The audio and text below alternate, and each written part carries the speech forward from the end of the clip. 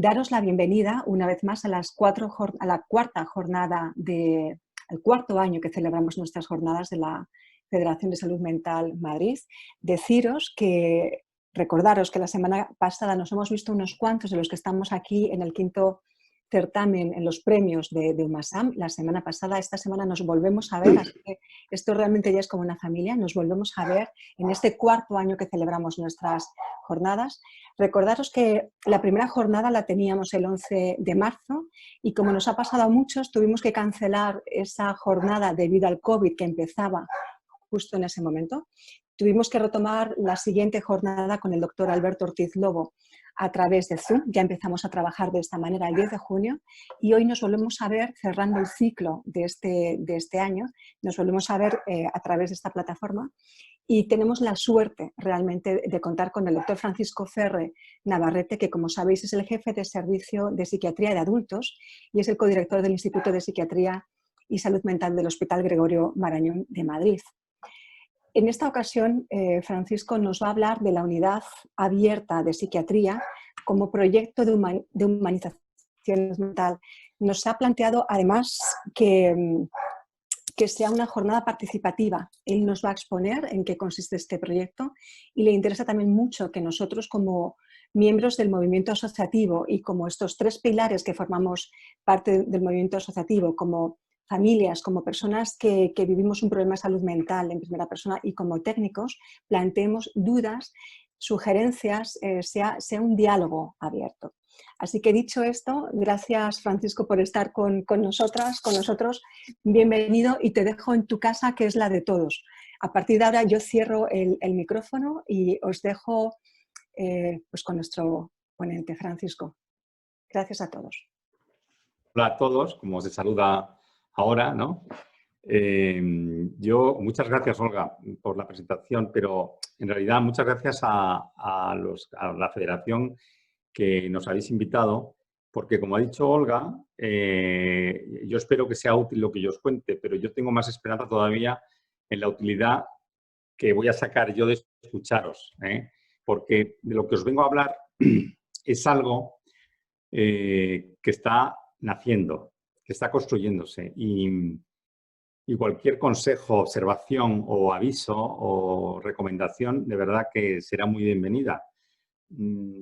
Para los que no lo sabéis, el Instituto de Psiquiatría y Salud Mental del Hospital Gregorio Marañón ha empezado a trabajar desde el principio de su creación con cierta relación con usuarios y familiares. Se creó una comisión de usuarios y familias y ahí también yo tuve la oportunidad, digamos es más local, ¿no? Más que tenga que ver con el Gregorio Marañón, pero bueno, yo tuve la oportunidad ya de adelantar este proyecto. Y lo adelanté antes de la etapa COVID. Estaba hoy repasando, para esto y para otras cosas, todos los trabajos que habíamos hecho de preparación de la unidad abierta. Y justo la última reunión que tuvimos fue el 6 de marzo. Os cuento esto para que entendáis que el objetivo de hoy, en principio, es que yo os hubiera presentado ya la unidad y tal, pero el COVID, la pandemia, que nos ha parado tantas cosas en la vida, ¿verdad?, que nos ha hecho este año tan raro, pues también detuvo esto. Entonces, hoy el título lo hemos puesto como más amplio, pero yo, la verdad que la segunda parte de mi intervención voy a ir un poquito más al grano, no podré entrar en algunos detalles, pero sí que en algunas cuestiones que yo tengo mucho interés en saber, cuando luego estemos en el coloquio, qué opináis y qué cambiaríais o qué no. Dicho esto, voy a compartir pantalla. Vamos a ver si lo hago bien a la primera. Que no creáis que... A ver, creo que... compartir. Vamos a ver. ¿Me confirmas, Olga, que te veo que se ve todo, que todo el mundo lo puede ver? Muy bien. Perfecto, perfecto. Bueno, este es vuestro cartel, como conocéis, ¿no? A ver, ¿cómo paso yo? Bien. Mirad, para hablar de unidad abierta, y lo siento, tengo que retrotraerme al pasado. ¿Es un pasado lejano? Sí, pero yo de psiquiatra joven lo viví, ¿eh? Y lo recuerdo perfectamente. Y ahora lo veremos, la arquitectura hospitalaria condicionaba mucho lo que hacíamos y nos estigmatizaba, que es lo que a mí realmente me gustaría señalar aquí. Mirad esta imagen. Vamos a ver, esto es una imagen del siglo XX, vamos, del siglo pasado, ¿Y qué vemos? Bueno, pues vemos perdonad, me salen unas figuras, ya se ha ido, como de teléfonos que, bueno, debe ser que... Digo, esto es una foto que veis a vista de pájaro de un lugar y ¿qué veis? Bueno, pues vemos muchos edificios, casitas, casonas, una especie es decir, todo, ¿verdad? Envuelto en un paisaje idílico, teórica, pero todo bien cerradito, todo bien guardadito. ¿Y qué era esto? Pues esto era el Hospital Psiquiátrico de Düsseldorf. Estoy hablando de una época en la cual las instituciones albergaban a algunas personas con enfermedades mentales hasta el final, porque en esta foto podéis ver el cementerio del hospital. Suena muy raro ahora, incluso un poco duro, pero sí me gustaría que nos pusiéramos en situación de dónde venimos, para que entendamos lo grande que es el paso que queremos dar. Venimos de un mundo de la psiquiatría en el cual la arquitectura hospitalaria estaba al servicio de la filosofía asistencial.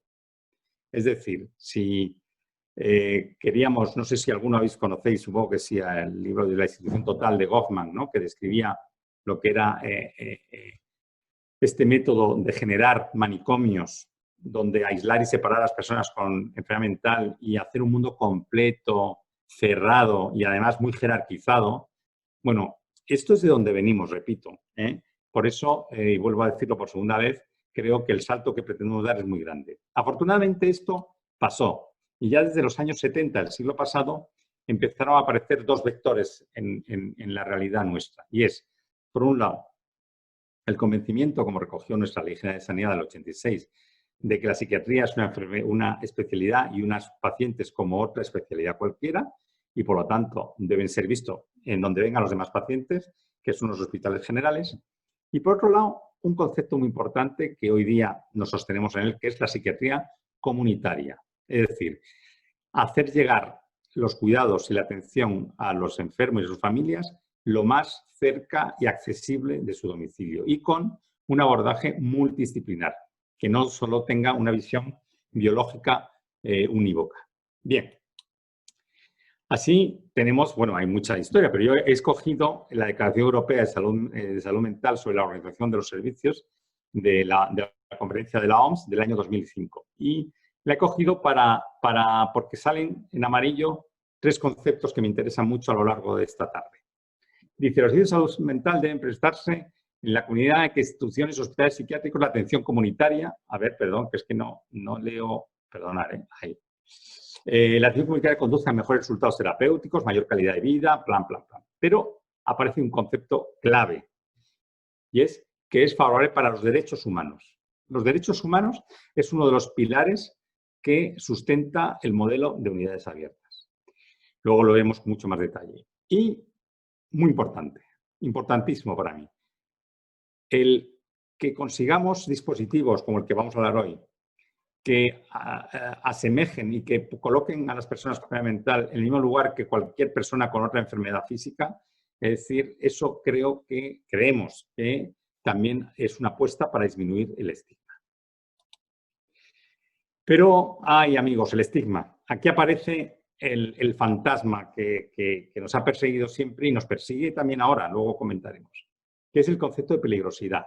Por desgracia, la sociedad, los medios de comunicación y una serie de situaciones han colocado la peligrosidad como una fuente de alarma social relacionada con la enfermedad mental y, por supuesto, con el estigma, ¿no? Claro, si algo es peligroso, lo tengo que acotar. De ahí viene que el concepto de hospitalización psiquiátrica sea ya por sí mismo, ligado a este estigma, un concepto muy restrictivo, muy de contener, ¿no? Es para que os hagáis una idea, esta imagen es del siglo XVIII, principios del XIX.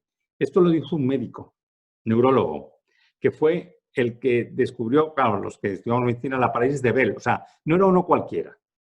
Y fijaros el prejuicio que existía en aquella época para que dibujaran, es verdad que no era en un tono realista, pero dibujaran esta figura de lo que llamaban el loco, ¿no? ¿Y qué es lo que aparte de esta figura que a mí me impacta, aparte de ese aspecto que da para dar miedo? Es las cadenas, ¿no? La restricción. De hecho, eso quedó tan calado, o sea, estaba tan calado eso en la sociedad que expresiones como está para encerrarle, es un loco de atar, pero fijaros, encerrarle. ¿Veis, no? Vamos a una unidad abierta y tenemos que desmontar siglos de prejuicio, ¿eh? No me quiero poner exagerado, pero sí que creo que me entendéis. Entonces, porque es que es histórica esta situación, donde lo que se pretendía era aislar, separar, y por lo tanto eso degeneraba en un trato discriminatorio y estigmatizante. Es decir, que nos encontramos con este background que dicen los cursis o los que hablan inglés, y nos encontramos hoy día, y cojo el tema de la peligrosidad como argumento para que las unidades no se abran, y es que estamos en un ciclo vicioso en los momentos actuales muy, muy complicado. Yo siempre digo que, y de hecho he tenido reuniones con periodistas y les he dicho, vamos a ver, ¿por qué cuando ocurre cualquier suceso, en vez de decir, había estado en el psiquiatra, había porque no dormía o era un paciente mental, ¿por qué no decimos que si era un hipertenso o un diabético? Nunca oímos, un hipertenso genera un conflicto en un lugar porque conducía. No, ni un diabético. Entonces, esto que se habla, que los periodistas lo entienden, que dicen que sí, yo creo que ha mejorado, ¿eh? Desde que yo empecé en este tema de la psiquiatría ahora, yo creo que ha mejorado, de verdad, pero creo que queda mucho por recorrer. Entonces, ¿qué ocurre? Cuando aparece una conducta disocial que la puede hacer un enfermo mental o lo puede hacer un diabético o lo puede hacer cualquier persona, pero ya se pone el foco ahí. Entonces, la prensa enseguida asocia con enfermedad mental. Aparece la alarma social. La sociedad pide contención. ¿Pero cómo puede ser que esté? Claro, eso es el estigma y discriminación, pero la contención, la restricción, nos persigue a los psiquiatras y a nuestros pacientes. Entonces, ya sabemos lo que había, vamos a intentar dar la vuelta a todo, ¿vale? Entonces, la razón de ser, ¿por qué ahora las unidades? ¿Por qué ahora? ¿Por qué no lo hicimos? Bueno, ahora nos acompañan los tiempos. Para empezar, el contexto normativo, que os puede sonar un rollo, pero nos viene muy bien, ¿eh? Nos viene muy bien para poder argumentar con las autoridades sanitarias el por qué hacemos las cosas. No solamente porque creamos que va a ir mejor y porque hay unas evidencias que comentaremos, sino porque también nos ayuda la norma y la ley. Entonces, las finalidades de la Ley General de Sanidad ya habla de algo muy importante, y es que en la hospitalización hay que intentar, no se puede conseguir, intentar restablecer vínculos familiares y sociales que permitan realmente el alta del paciente. Ya sé que esto en la práctica ni es tan fácil ni es así, pero ese es el espíritu. Y luego hay otro tema que a mí me preocupa mucho. En realidad nos preocupa mucho a la gente que trabajamos en adultos del Marañón. Realmente, de hecho, la otra persona que conmigo está trabajando en esto, que es el doctor Ignacio García Cabeza, hizo su tesis doctoral sobre coerción y coacción a los enfermos mentales. Quiero decir con esto que estamos como muy concienciados, ¿vale? No es lo habitual, o sí lo es, no lo conozco, pero desde luego aquí estamos muy concienciados por el tema de los derechos del paciente. Entonces, lo que es una realidad es que la restricción, la contención es inherente a las actuaciones en una unidad de hospitalización. Entonces, ¿hay recomendaciones para no ser tan restrictivos? Claro que sí. Tenemos la Declaración de Caracas, los principios de Siracusa, una declaración de la OMS de 2005 y la Convención sobre Derechos de las Personas con Discapacidad. Es decir, tenemos paraguas legal.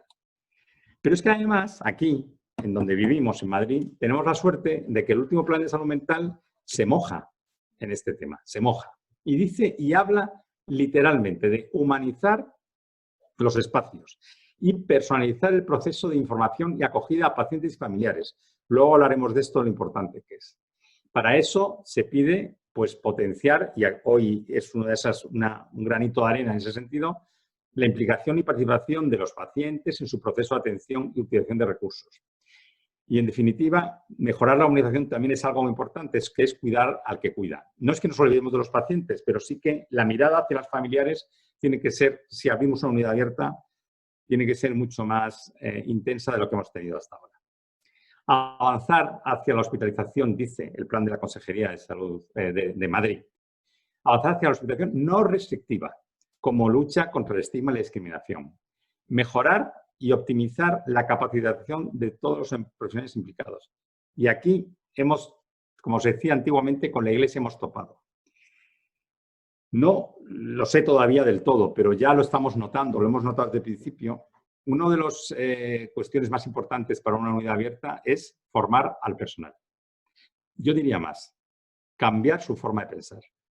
Y eso nos va a costar y no vamos a hacerlo de un día para otro. Por eso pido siempre que hablo de esto comprensión. Nos costará, pero lo tenemos claro. Sabemos que tenemos que cambiar actitudes de profesionales que siempre han trabajado en entornos cerrados, de restricción, de contención. Y ahora les vamos a pedir todo lo contrario, que se olviden de la restricción, que se olviden de tanto lo que tienen o no que hacer y que se acerquen al paciente con una mirada distinta, ¿no?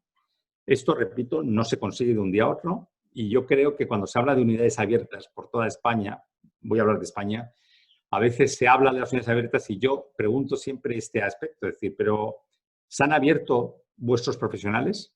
Y si lo habéis conseguido, dime cómo lo habéis hecho, porque no es fácil.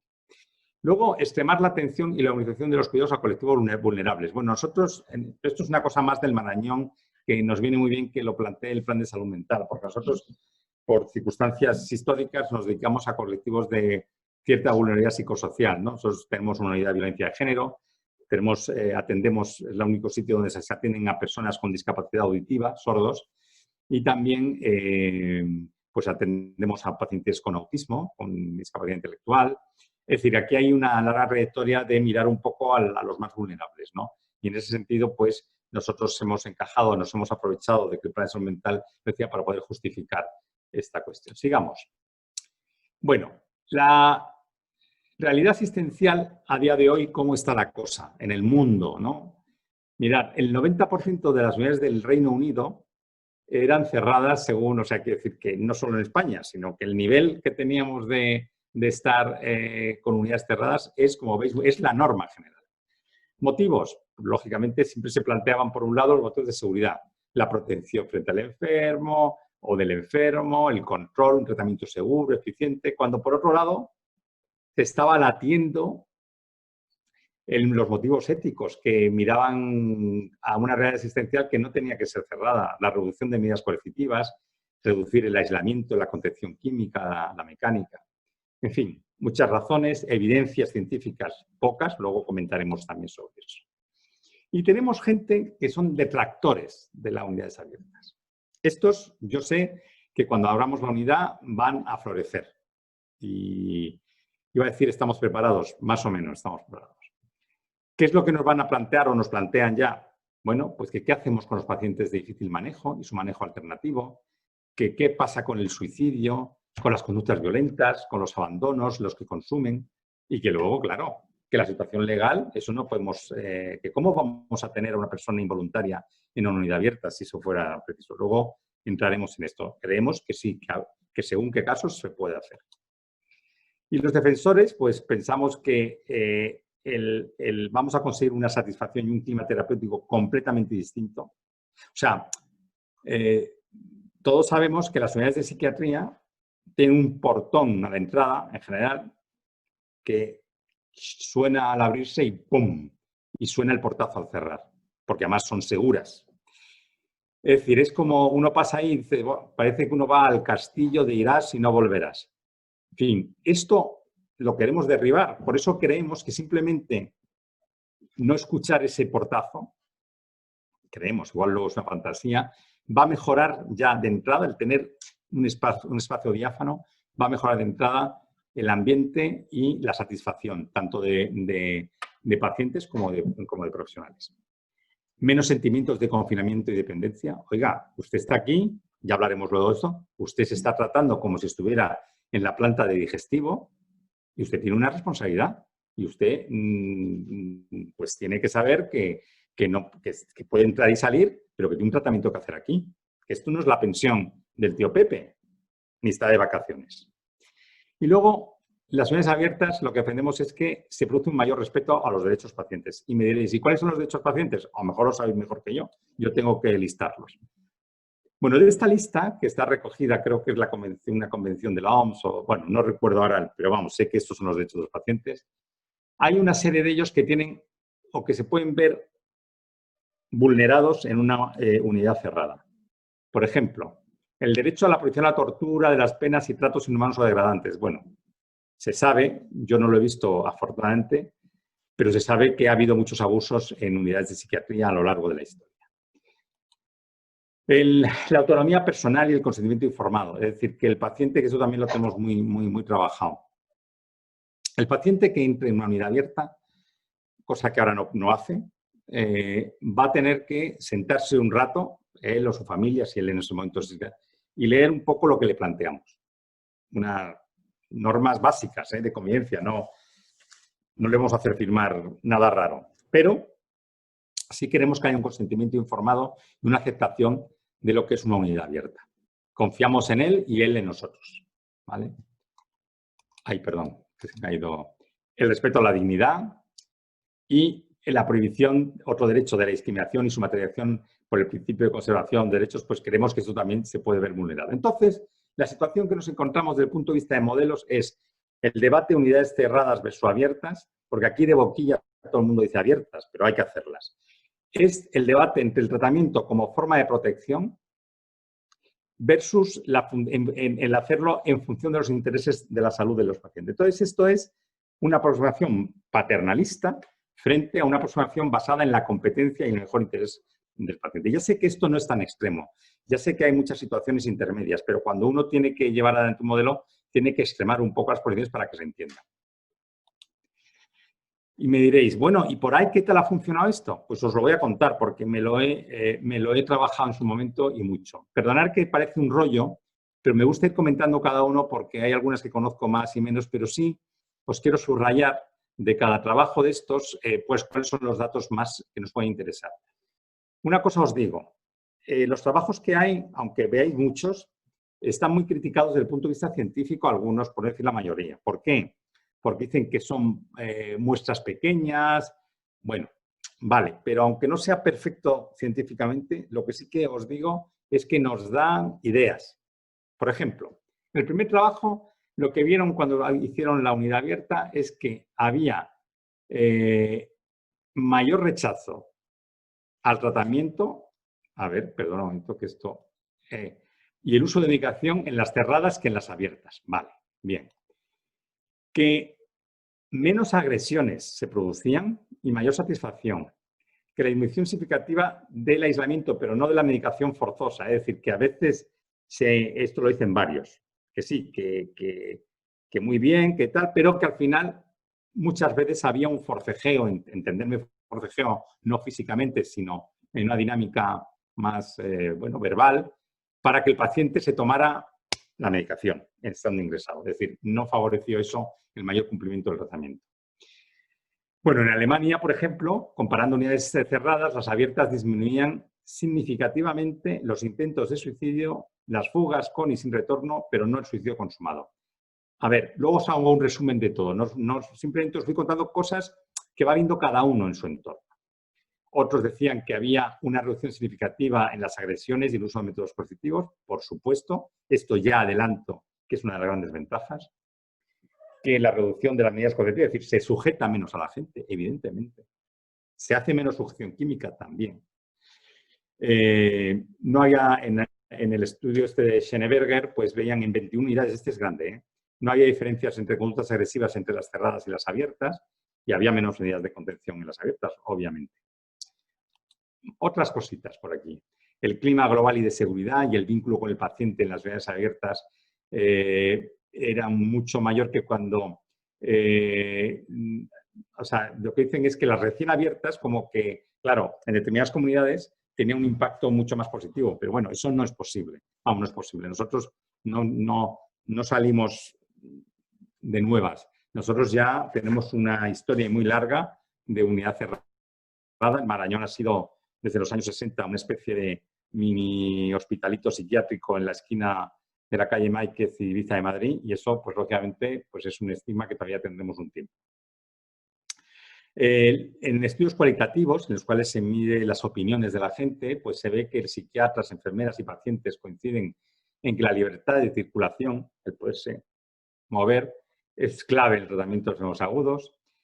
Bueno, y un poco, pues, es la reducción del aislamiento, que se repite, como veis, varias veces, igual que el uso de medicación forzosa, en este caso sí que consiguieron reducirlo, la disminución de la agresividad, lo que se llama la atmósfera terapéutica, en fin, vemos que el tema de la mejora de la agresividad, la reducción de medidas coercitivas y la atmósfera terapéutica son tres cosas que habitualmente se producen. Mirad, este estudio, ya acabo el listado, Este estudio de Beagle Hall es el más parecido, es la unidad más parecida a la nuestra. Son exactamente las que tenemos nosotros, 50 camas. Es que incluso la distribución este estudio es de Nueva Zelanda. Es muy parecido al nuestro. Y esta gente, pero lo que hizo fue una cosa que, lógicamente, nosotros no hemos querido copiar. Y era todo abierto. Pero, ¿qué pasaba cuando un paciente necesitaba contención? Es decir, contención no me refiero a sujetarlo, simplemente pues porque su situación psicopatológica no le permitía poder estar en una unidad plenamente abierta. Pues lo que hacían era encerrarlo en su habitación. Y eso a nosotros nos parece que es como una celda. Entonces no contemplamos esa opción. Nosotros contemplamos otra para los pacientes que están más graves, que los vamos a comentar. Bueno, entonces, básicamente lo que me gustaría que quedara de las experiencias previas es que en una primera fase, y esto ya lo cuento y lo digo y lo aviso, que pasemos de una unidad cerrada a una abierta, va a haber un aumento de las fugas. Es decir, gente que no va a volver de un permiso, o gente, esto va a ser así. Y tenemos que estar todos, o sea, nosotros tenemos que asumir la responsabilidad, que, bueno, que no es fácil, que nosotros sabemos que si un paciente no vuelve y pasa algo, pues van a mirarnos y van a decir ustedes que sí que van a abrir unidades y que... Quiero decir que esto será un tema delicado, pero estamos dispuestos a ello.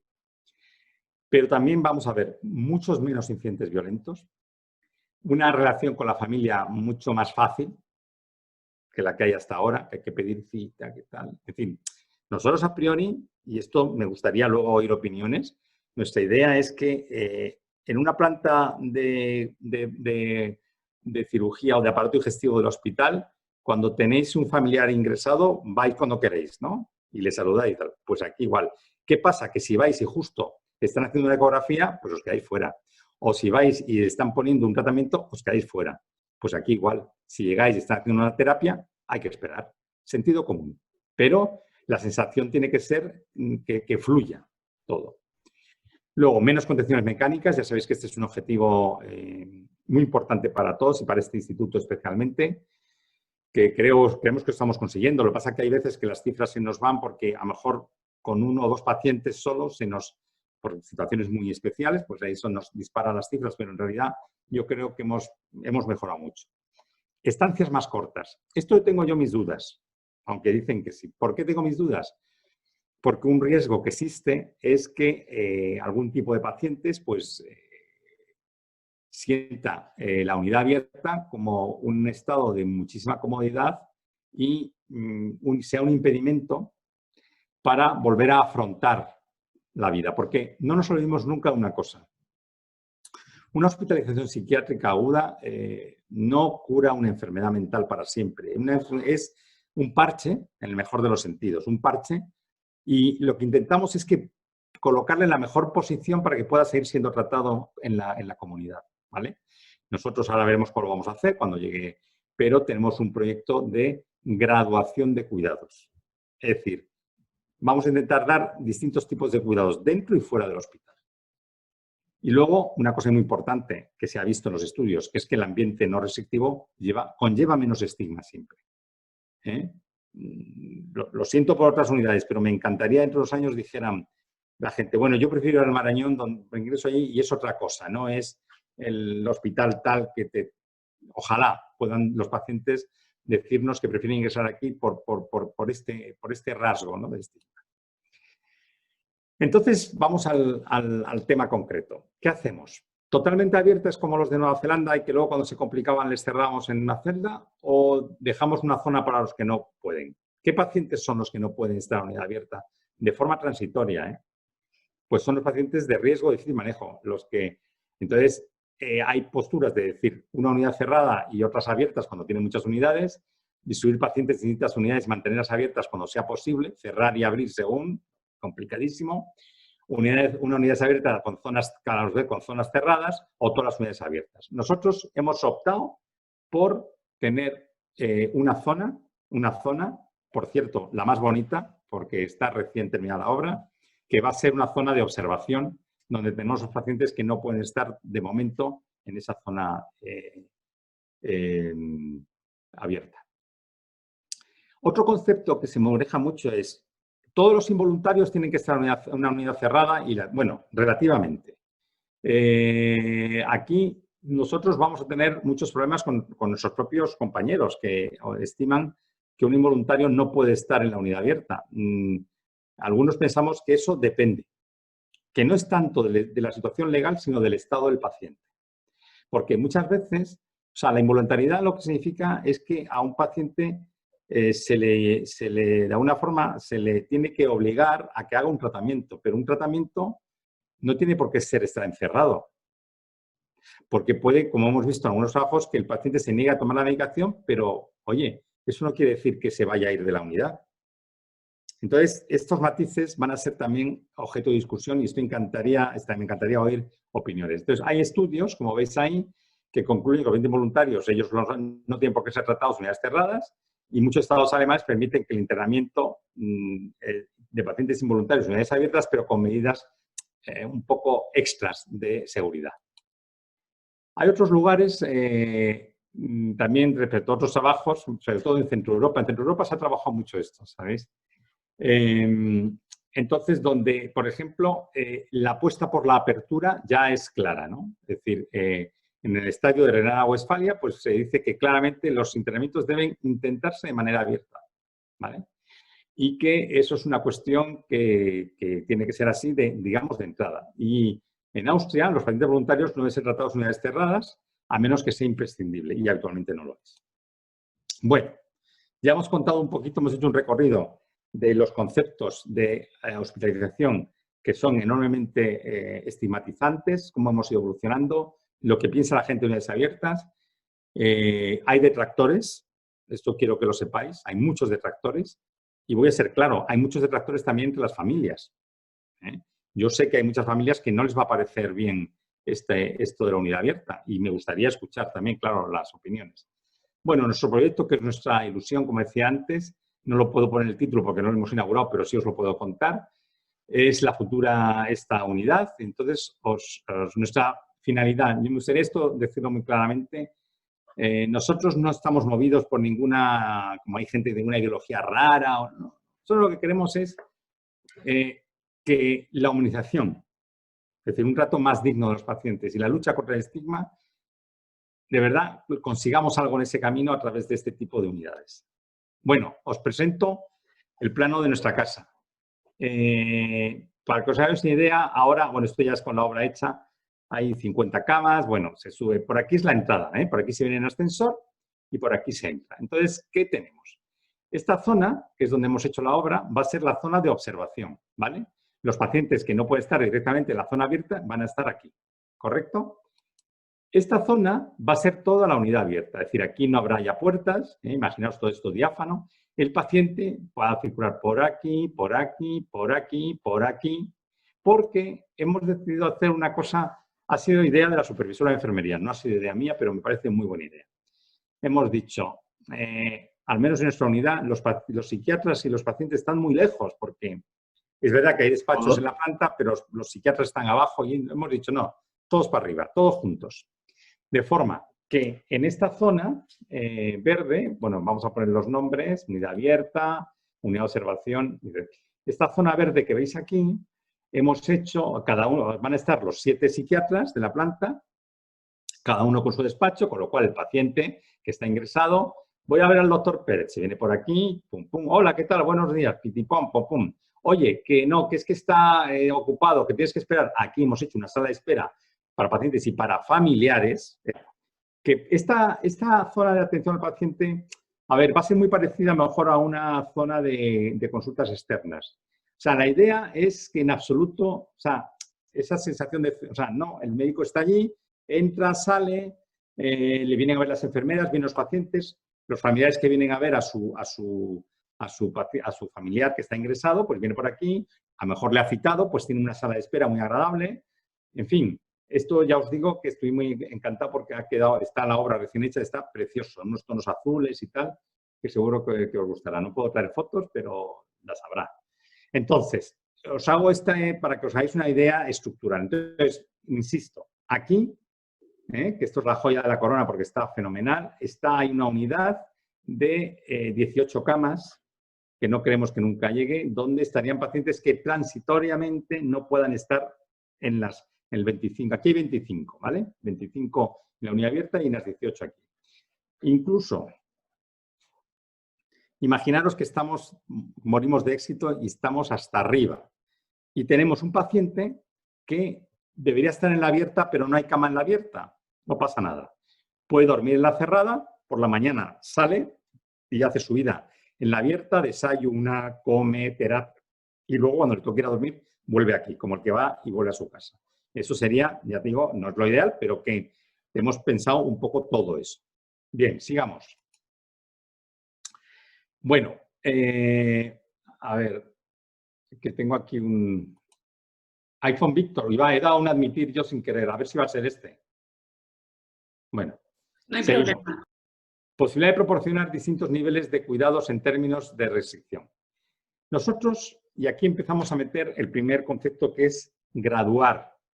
Creemos que a cada paciente durante el ingreso puede necesitar cosas distintas. Y para eso tenemos dos cosas ya prestas a abrir, que es la unidad de observación que habéis visto y la unidad psiquiátrica abierta, y otras dos que vamos a coordinar. Un hospital de día, que ya existe, pero tenemos que dar una vuelta conceptual a cómo es ahora. Y otra cosa que ya, y esto lo sabéis saber en primicia, esperamos tener el año que viene, que es la hospitalización a domicilio. Porque es verdad que nosotros pasamos de tener 50 camas a tener 43, pero esas 43 que perdemos no las perdemos, las vamos a tener a domicilio. Pero eso, de hospitalidad a domicilio, os lo tendré que contar otro día, porque eso lo tengo mucho menos trabajado. Pero sí que os adelanto que va a haber, de forma que un paciente que está tratado en un centro de salud mental y que empieza a descompensarse, a lo mejor puede empezar yendo al hospital de día de una forma menos invasiva, según evoluciona puede volver al centro de salud mental o puede hacerse una hospitalización a domicilio y si ya no queda más remedio, pues pasa a nuestra unidad abierta o pasa... Es decir, tiene que haber un flujo entre las distintas alternativas que proponemos. Por eso nos interesa mucho el concepto de gradación de cuidados progresivos.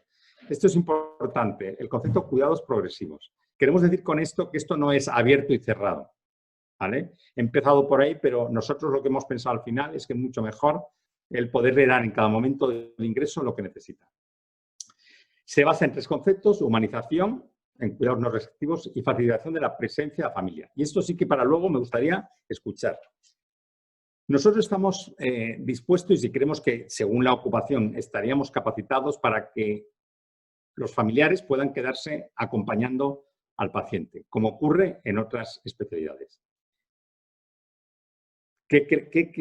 ¿Cómo creéis que esto puede encajar? Porque vamos a ser claros, muchas veces los ingresos, los pacientes y la familia también quieren descansar unos de otros y bueno, ¿vale? Esto me interesaría mucho conocer qué opináis sobre eso. Luego, ya hemos dicho que la gradación de cuidados consiste en la creación de un espacio diáfano, pero integrar el hospital de día en el proceso para que haya distintos grados junto con la unidad cerrada y tal. Se mantiene la unidad cerrada. Esto está muy dirigido a todos los detractores que dicen que va a ser tremendo. No. Cuando un paciente realmente haya que cuidarle de forma más intensa porque no debe estar en la unidad abierta, pues no pasa nada, va a estar en un sitio estupendo, como ahora, no va a haber mucha diferencia. Es como la unidad de ahora, o sea que tampoco es que vaya a ser un sitio, una celda de castigo, todo lo contrario, repito, es la zona mejor del hospital, porque es la más nueva. Entonces, la misma contención que ahora tienen los pacientes, no tienen ninguna. Y los cuidados de enfermería, lógicamente, serán más intensos ahí. Repito el concepto. Imaginaros, estas flechas es para que entendáis que un paciente, según como esté, puede hacerse cualquiera de las combinaciones que veis ahí. Puede ingresar fatal en la unidad de observación y a los 4 días ya pasa a la abierta. Oye, y va tan bien que decimos, pero a casa no puedo volverse todavía. Pues que vaya al hospital de día, ¿vale? Un poco. O directamente la unidad de observación mejora radicalmente en 4 días, tanto que no da tiempo a que pase a la abierta, se va de alta. Es decir, lo importante es la flexibilidad. Yo sé que esto el paciente la flexibilidad lo va a entender bien, tal, lo que nos va a costar entender es a los profesionales. Bueno, la unidad de observación, que es la que, digamos, es la misma, es una unidad cerrada, hablando claro, pero una unidad cerrada que está integrada en una unidad abierta y, por lo tanto, tiene la expectativa de que el paciente también puede ocurrir que ingrese en la unidad abierta y que un empeoramiento nos obliga a meterle no pasa nada, puede ser transitorio. El psiquiatra que le lleve al paciente va a ser siempre el mismo, es decir, no vamos a darle un psiquiatra distinto porque esté en la cerrada, ¿vale? Hay una continuidad de cuidados. Ahí ingresarán los que, en principio, los involuntarios, salvo los casos, las excepciones que consideremos, los que necesiten observar el riesgo, los que a veces nos vienen ingresos que nos obligan a que sea completamente cerrado, son temas sobre todo de carácter penitenciario, tal, pero bueno, esos son los menos. O una conducta que, aunque no sea agresiva, es muy difícil de contener, ¿no? Un cuadro maníaco, que es X. O una persona que esté en un estado que, si sale a la calle, pues puede tener alguna conducta que sea lesiva para él mismo o para otras personas. La unidad abierta. Aquí los conceptos importantes es competencia, es decir, el paciente tiene que ser competente para entender lo que es la unidad abierta y la responsabilidad que eso también le compete a él. Y el punto de supervisión que necesitamos, me explico. La enfermería va a cambiar de forma de pensar, es decir, la relación en la unidad abierta va a ser distinta. Va a haber mucha más relación personal, de contacto, de hablar. De hecho, la que esté en la unidad abierta no va a tener toda la labor cuidadora que van a tener las unidades cerradas, vamos, de unidad de observación. Entonces, la unidad abierta, repito, tiene que aunar la competencia, la voluntariedad del paciente de estar ahí y saber dónde está, con un grado de supervisión distinto. Potencial acompañamiento de las familias. Ya lo he dicho antes, lo vuelvo a plantear.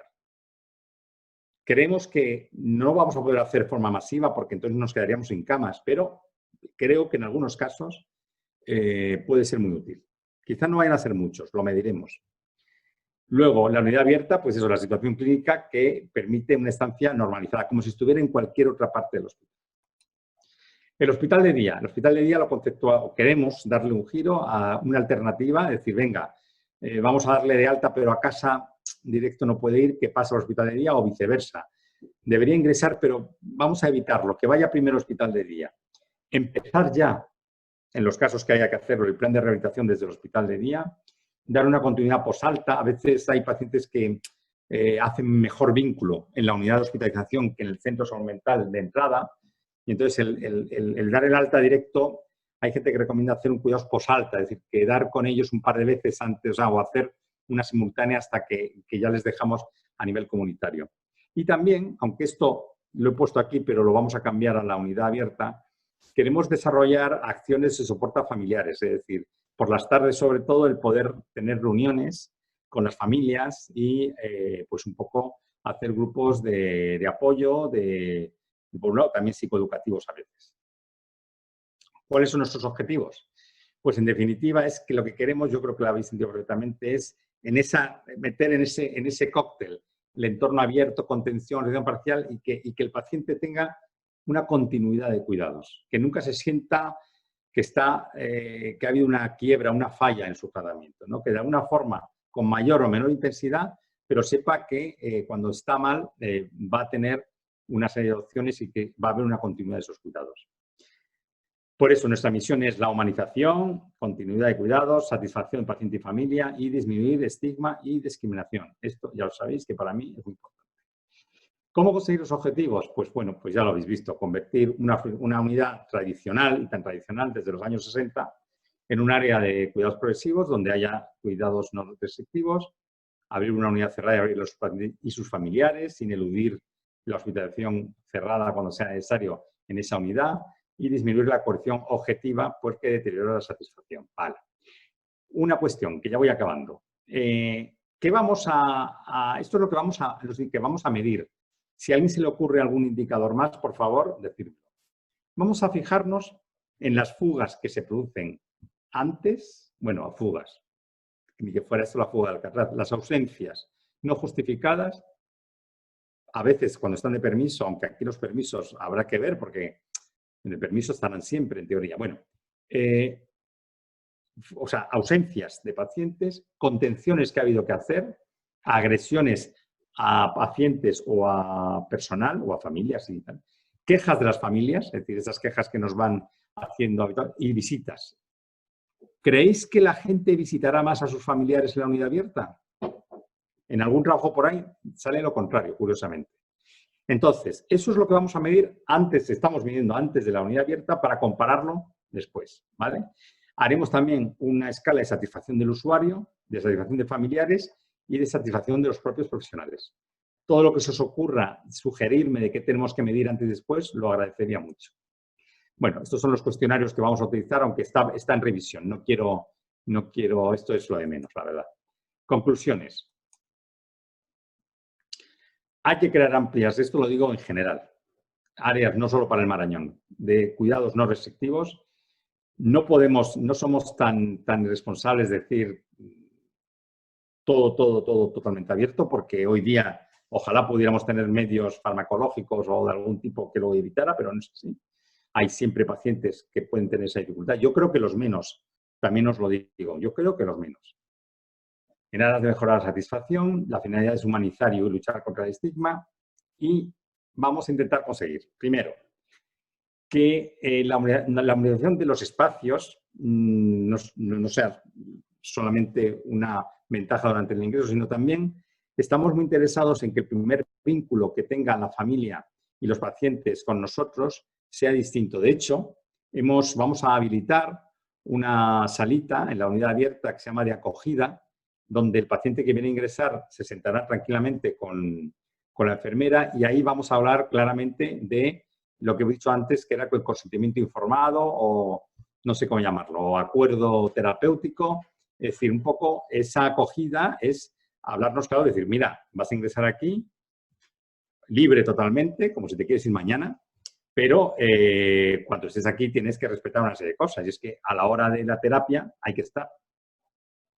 Si el médico dice que esa terapia no te hace falta, nada. Pero es como si estás ingresado, repito, en cardiología y te van a poner una medicación y no te puedes decir, no, que me voy. No. O sea, tenemos que ser respetuosos también con las terapias que hacemos en salud mental. Y si eso exige una dedicatoria, pues de tiempo, pues habrá que dedicar. Que luego entre terapia y terapia se quieren bajar a dar una vuelta por la calle Ibiza. Pues tan ricamente. O los jardines de aquí dentro, que también estamos pensando en habilitar un jardín, pues estupendamente. Potenciar la implicación y la participación de los pacientes en su proceso de atención, lógicamente. Mejorar la inmunización, lo he dicho antes, cuidar al que cuida, mejorar y optimizar la capacitación de todos los profesionales. Esto es un trabajo. Estas son las cosas que más trabajo va a suponer. ¿Por qué? Porque hay que formar a la gente, tienen que perder, hay muchos profesionales y esto tenéis que entenderlo humanamente, que se van a sentir como en tirarse sin paracaídas. De pronto han vivido toda la vida con una unidad donde había un celador que abría que cerraba, con un control de dónde está Mengano, dónde está, y que ahora vamos a decir, no, es una unidad abierta. Eso es un salto para mucha gente en el vacío. Y claro, tenemos que estar ahí para ayudar un poco todos también. Articular desde que ingresan ahí, pues eso, procesos de atención integral, como he dicho, hospital de día, CRPS, intensificar con este avance hacia hospitalización no restrictiva, en lo que tiene que ver con el estigma y la discriminación, bueno, extremarla, esto ya es un poco repetitivo, perdonar, y ya con esta acabo. Todo esto de la unidad abierta supone, desde el punto de vista conceptual, primero, cambio del modelo médico habitual. ¿Os acordáis de las primeras diapositivas que decía la arquitectura al servicio de la filosofía asistencial? Lo estuvo en los manicomios. Luego, los hospitales generales, que es donde estamos ahora y tal, pero con un modelo médico, muy biológico. Bueno, pues ese es un paso, es el siguiente paso, en nuestra opinión. Un cambio de paradigma, es decir, no es tanto que prevalezca la seguridad en temas de contención y vigilancia, sino la necesidad asistencial, ¿no? Es decir, que no haya que lo que sea realmente obligatorio es la relación terapéutica, no el estar encerrados. Cambios de abordaje, planes más individualizados, con participación del paciente, la incorporación de las familias, que esto va a ser muy variado. No todas las familias tienen el mismo grado de compromiso e implicación, lo sabemos todos. El cambio en el personal, pues lógicamente no va a haber el mismo personal en una zona, digamos, la zona de observación que en la otra. Bueno, eso lo tenemos que ir viendo. Tampoco lo tengo claro que haya mucha diferencia. Cambio en el funcionamiento de las unidades. Ya no va a ser esto un sitio con unas normas rígidas. No, hombre, habrá normas, lógicamente, pero porque os voy a plantear otra cuestión. Una cosa que nos preocupa mucho. Y si me dais ideas, de verdad que lo agradezco. ¿Qué hacemos para evitar que los pacientes que tienen alguna adicción introduzcan en la unidad, si apostamos por esa apertura, introduzcan en la unidad sustancias como porros u otra? Esto es una de las críticas que recibimos los que fomentamos en esas abiertas. Es una locura. Primero, yo tengo que decir que es raro, pero es verdad que a veces hemos tenido, que nos ha coincidido en un ingreso 2, 3 pacientes que tenían problemas de adicciones y es verdad que se las han ingeniado para que aparezca allí y que aparezcan mecheros, etc. No sabemos si registrar a la gente. Realmente estamos ahí en un debate. ¿Cómo conseguir conciliar? Porque claro, hay pacientes que no son adictos y se pueden ver muy perjudicados porque alguien les dé o... ¿no? ¿Que el paciente fuma? Bueno, pues que salga el tiempo libre que tenga, que salga a fumar a la calle. Eso tampoco va a ser un problema en ese sentido. Bueno, y todo esto es un poco lo que os quería contar, ¿vale? Repito que nuestro objetivo, esto lo de siempre, es la humanización y la lucha contra el estigma y la discriminación de personas con enfermedad mental. No es que queramos inventar el Mediterráneo, ni dar un golpe de estado a la psiquiatría, ni muchísimo menos, todo lo contrario. Bueno, y dicho esto, pues voy a dejar de compartir y quedo a vuestra disposición. Bueno, la moderadora creo que es Olga. No sé si tengo que silenciar. Francisco, muchísimas gracias. Quien nos va a ir contando las personas que van a participar es ICIAR, que es la que está pendiente de las personas que han levantado una mano. Yo quiero agradecerte tu participación, tu claridad y tu honestidad, como te decía al principio. Y vamos, vemos a Félix, que parece que ha levantado la mano, pero os vuelvo a decir, quien va a llevar el orden de las participaciones va a ser ICIAR. Dicho esto, yo tengo alguna cuestión que preguntarte, pero vamos a ver primero, ICIAR, ¿tienes alguien ya en el orden? Pues la primera en levantar la mano ha sido Marta Oliver y si quiere, cuando acabe Marta Oliver y le responda a Francisco, ya interviene Félix. Perfecto. Marta, ¿puedes encender el micro? Sí. Hola. Sí. Hola, buenas tardes. Mi nombre es Marta Oliver y bueno, lo primero agradecerle el gran proyecto que nos ha explicado, yo soy paciente de salud mental desde hace muchos años y he estado ingresada en la unidad de agudos del Gregorio Marañón en numerosas ocasiones. Y todo lo que nos ha explicado es todo lo contrario a lo que yo he sufrido en mis numerosos ingresos. Mi intervención iba por 2 puntos. Uno, una serie de sugerencias, recomendaciones o críticas constructivas para mejorar la atención al paciente desde mi punto de vista, desde mi perspectiva de paciente, que muchas de ellas ya son solventadas con el proyecto de la unidad abierta que nos ha comentado, pero hay otros aspectos también importantes y luego le haré una pregunta. Entre los comentarios que le quería hacer es que realmente para mí han sido traumatizantes todos mis ingresos en el Gregorio Marañón, bueno, y en otros hospitales también, por diversos motivos. En primer lugar, por las contenciones mecánicas. Práctica que me parece totalmente indigna, inhumana, cruel, vejatoria, humillante, etc. Y que además está condenada por la OMS. A mí me han tenido contenida en ocasiones durante más de 24 horas seguidas, sin motivo alguno. Eso deja una sensación de rabia, de ira, de frustración, que a la larga al paciente le retraumatiza y le hace estar más agresivo y más reacio a los tratamientos farmacológicos y psicoterapéuticos. a mí por lo menos me ponía muchísimo más nerviosa el estar contenida que no estar contenida. Para mí era contraproducente de todo punto y sé que a más personas les ocurre lo mismo. Otra cuestión importante es que no he recibido ningún tipo de asistencia psicológica en todos mis ingresos en los últimos 5 años. No había ninguna asistencia psicológica, no había psicólogos, a mí no me ha atendido ninguno al menos, y la única terapia que había en todo el día, tengamos en cuenta que estaba encerrada en una unidad de una superficie mínima todo el día, solo había 1 hora de terapia al día, que era más bien terapia ocupacional, porque lo que hacíamos era dedicarnos a pintar, dibujar, hacer pulseras y marcapáginas. Por una persona no cualificada, porque hablé con ella, porque me extrañaba su forma de expresarse y de llevar el grupo, y me confesó que efectivamente no era su profesión. Y desde luego se notaba, o al menos yo lo notaba. Entonces, una persona no profesional, una terapia no psicológica, sin ningún tipo de asistencia, 1 hora al día y algo que no conlleva ningún beneficio ni ninguna mejora para el paciente. Cómo ocupar el resto del tiempo es una incógnita. Pasillo arriba, pasillo abajo, lo cual te hace que te vuelvas todavía más nervioso y haya más enfrentamientos entre nosotros. Porque yo tuve muchos enfrentamientos con grupos de gitanos que hay en el Gregorio Marañón, he sido amenazada de muerte y he tenido que dormir en la misma habitación que una gitana que me había amenazado de muerte. Y los profesionales no hicieron nada al respecto, prefieren no involucrarse, no quieren meterse en problemas y normalmente dejan a los gitanos que hagan lo que les parezca. No intervienen, no te defienden en ningún sentido. Otra cuestión importante es la falta de formación en salud mental, especialmente en los auxiliares de enfermería.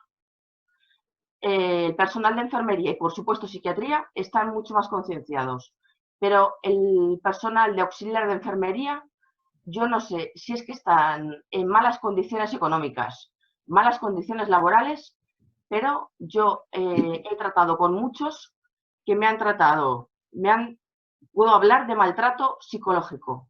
Yo cuando tengo crisis me autolesiono y he intentado suicidarme en varias ocasiones, tanto en mi casa como estando en el Gregorio Marañón.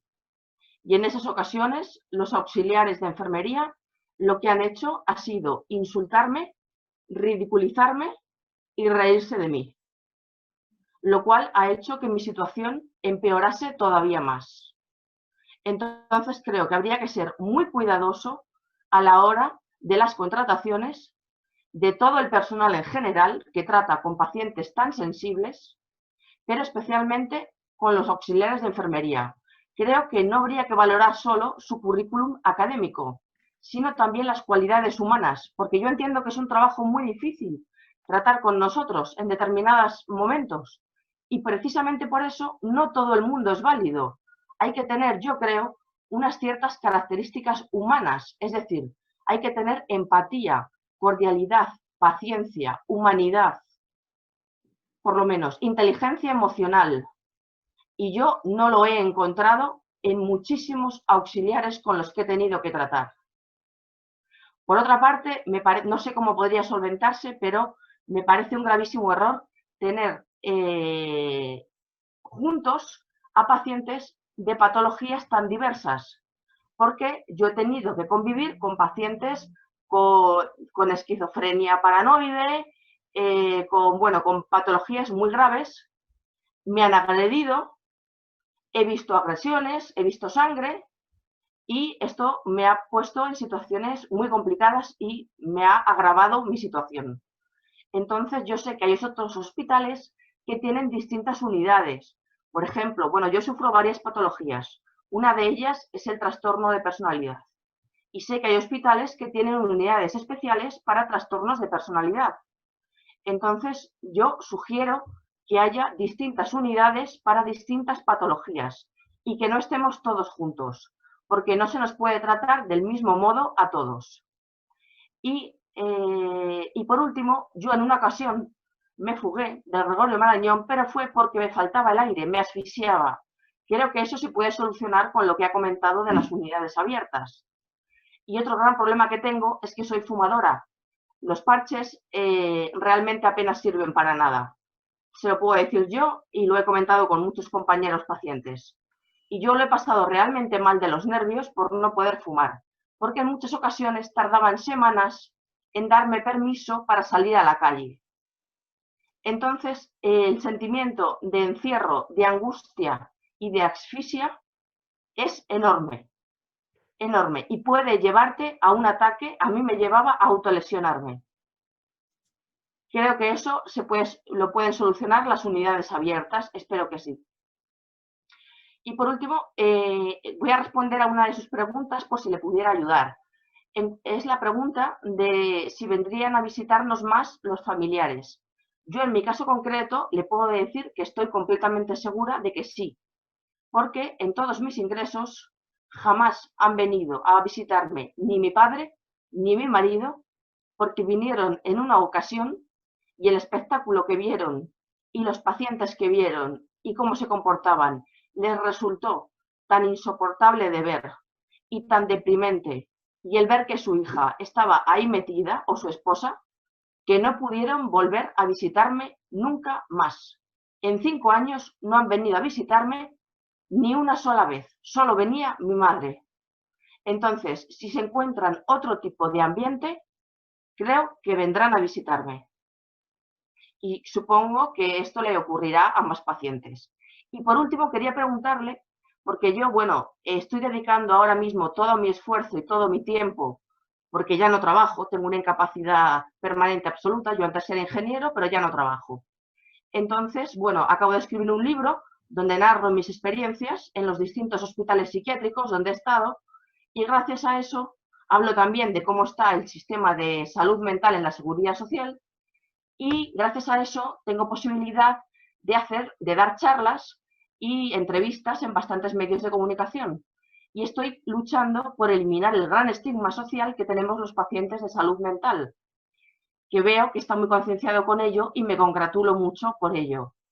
Y también estoy luchando porque se reconozcan nuestros derechos mediante la aprobación del proyecto de ley de 8 de marzo de 2019 de salud mental. Porque ahora mismo somos un colectivo muy numeroso y cada vez más, y por desgracia, debido al COVID todavía más, pero muy vulnerable, porque desgraciadamente muchos pacientes no están en condiciones de expresar sus quejas o su indignación o sus necesidades. Otros no son capaces de expresarse o de hacer escritos o sugerencias. Entonces somos un colectivo totalmente débil, vulnerable y muchas veces ignorado. Entonces, yo por eso trato de ser la voz de todas estas personas que no pueden hablar. Y quería preguntarle qué le parece esta proposición de ley, si la ha podido analizar y estudiar, y qué opina al respecto. Porque yo la veo de una urgencia y que debe ser aprobada inmediatamente. Y es lo que estoy tratando, por lo que estoy tratando de luchar en todas mis charlas y conferencias. También estoy muy comprometida con la prevención del suicidio. Colaboro con varias asociaciones y con 2 universidades que han sido las primeras del mundo en implantar el grado de suicidología. Una está en Buenos Aires y la otra está en el País Vasco. Y doy charlas y conferencias hablando de mi experiencia. Y creo que en tema de prevención del suicidio también falta mucha formación en los hospitales psiquiátricos y en concreto en el Gregorio Marañón. Y bueno, no quiero alargarme más para que pueda haber más participación. Muchas gracias por haberme escuchado y muchas gracias por su charla. Bueno,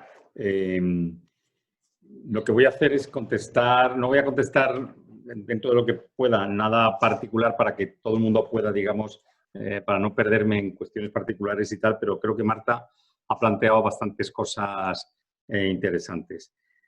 Respecto a la contención mecánica, sí, yo creo que estamos todos de acuerdo, que es algo traumatizante y que desde luego es un medio que se debe utilizar solo y exclusivamente ante situaciones que realmente sea ineludible. Que hay gente que se equivoca y lo hace inadecuadamente, de verdad que tenemos una observación y una monitorización sobre el tema tremendo. Es decir, no solamente el que se sujeta a una persona, sino el tiempo que se le sujeta.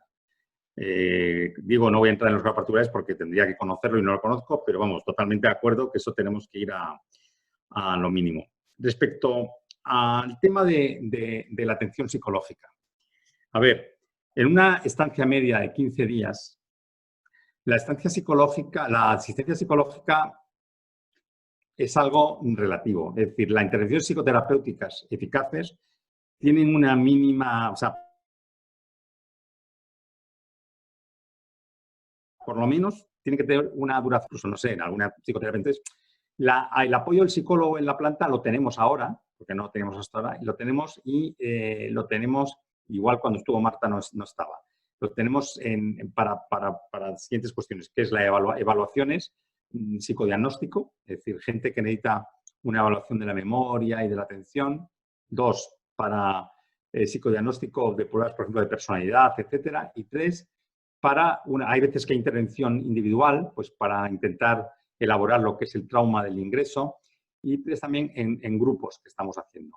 De momento los grupos, en la unidad abierta será otra cuestión, intentamos que sea voluntario por parte del paciente. Y tengo que decir a Marta y a todos que nos ha sorprendido que no conseguimos generar mucha... O sea, no todo el mundo está animado de entrada a hacer un grupo psicoterapéutico en la planta. Insisto, no es obligatorio. A lo mejor tendríamos que verlo de otra manera.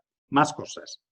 El tema de la terapia ocupacional. Bueno, no sé, repito, no voy a entrar en lo particular, pero la terapia ocupacional creo que es un tema importantísimo.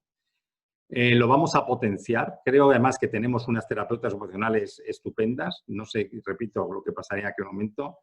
Y muy creativas, que han generado cosas que van más allá de la planta. Se han hecho, no es lo habitual, lo reconozco, pero esto es cosas que tenemos que pensar para la abierta.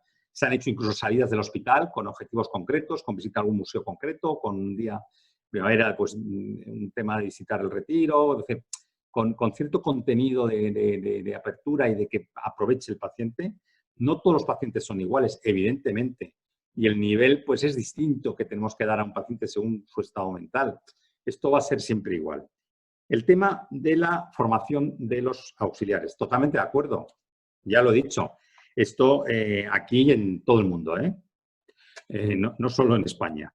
Esto es un tema muy importante y efectivamente encontrar gente motivada para esta tarea, hombre, no es fácil, pero es que la legislación en general tampoco nos permite discriminar muchísimo. A lo mejor en un futuro se consigue bastante. Se ha conseguido con que haya enfermería especializada en salud mental. Y bueno, pocas cosas juntos. A ver, yo lo entiendo, y lo he pensado muchas veces. Yo el único sitio donde he visto esto seriamente hecho es en Suecia, en un hospital que se llama el St. Gorans, donde tenían, por un lado, ellos decían, los trastornos afectivos, tenían 3, tenían las adicciones por un lado, que ahí es un problema muy importante, una planta de afectivos, que en realidad, bueno, y otra planta de psicóticos, decían. ¿La realidad cuál era? Pues que los afectivos daba igual el diagnóstico, la gente más tranquila. Bueno, eso es lo ideal, pues no sé. En el fondo, un poco, nuestra ilusión es que la unidad abierta sea un sitio bastante tranquilo. Es decir, la gente que esté tan mal como para poder perturbar el descanso de los demás, a lo mejor tienen que estar en unidad de observación. Ya veremos cómo funciona. Pero quiero pensar que ese mal ambiente que a lo mejor viene de mezclar patologías, creo que lo podemos solucionar. Visitas visitas ya me ha dicho ella que sí. Y lo de los fumadores, bueno, efectivamente, sí. De todas maneras, fumar no es bueno y que nosotros ofrezcamos una terapia de desintoxicación y desintoxicación siempre es obligatorio. Y bueno, soy así de concreto porque supongo que habrá más gente que quiere preguntar. Sí, había levantado antes la mano Félix. Félix, ¿tienes que quitar el silencio del micrófono? Ahí, vale, ¿se oye? Perfecto, Félix. Sí, mira, yo iba a contar pues una cosa corta y un detalle corto también. Sobre el estigma, lo que ha comentado y lo que sigue habiendo, yo lo viví a los 15 años. Como mi padre estaba en el hospital Cienpozuelos y me llamaban el hijo del loco. Y tal, Mari. Y entonces yo me subía en Cienpozuelos y me quedaba en lo que es la puerta del vagón hasta que pasaba otra estación, y entonces me metía como si viniera de esa otra estación de Pinto. Y así miraba, con eso miraba con recelo. Y de ese tiempo lo he tenido. Bueno, y otra cosa, ya contando lo de unidades cerradas y abiertas, lo que mi idea sería en las zonas abiertas hacer otra zona más abierta, como si dijéramos un espacio libre, al aire libre, que puedan ahí la gente estar tranquila, fumar, porque una persona que es fumadora, yo no soy fumador, es una persona que es fumadora de 2 paquetes diarios, pues llega con un mono impresionante ahí, y yo creo que la agrava más. No sé qué pensar usted. Y los profesionales también, algunos antes, ahora no lo sé porque no estoy en contacto, pero antes algunos dejaban que desear por como el trato que tenía hacia los pacientes. Pues yo escuché a una persona: si no haces eso te ato. Y eso es degradante. Y en fin, eso es lo que quería decir. Bien. Voy a empezar por lo último, Félix. Si no haces esto teatro es intolerable, y precisamente eso es la versión de la contención que no puede ocurrir, ¿vale? Las que ocurran tendrán que tener una finalidad para evitar daños para el propio paciente o terceros. Pero desde luego la amenaza o el castigo con eso es intolerable. Intolerable, claro. Y desde luego nosotros cuando tenemos conocimiento de eso tomamos medidas y bastante serias. A ver, 2 temas. El estigma de los 15 años, Cienpozuelos, que lo conozco también, pues no sé qué decir. No hay cosas que me duelan tanto en esta vida como el tema del estigma de los enfermos mentales. Porque es un estigma hacia mi profesión. O sea, los primeros estigmatizados somos los psiquiatras, somos los médicos raros dentro de la medicina. Y eso, pues, lógicamente lleva a discriminación y lleva a que nos colocan en una situación en general en nuestras vidas, pues, distinta a los demás. Creo que la unidad abierta, Félix, vamos,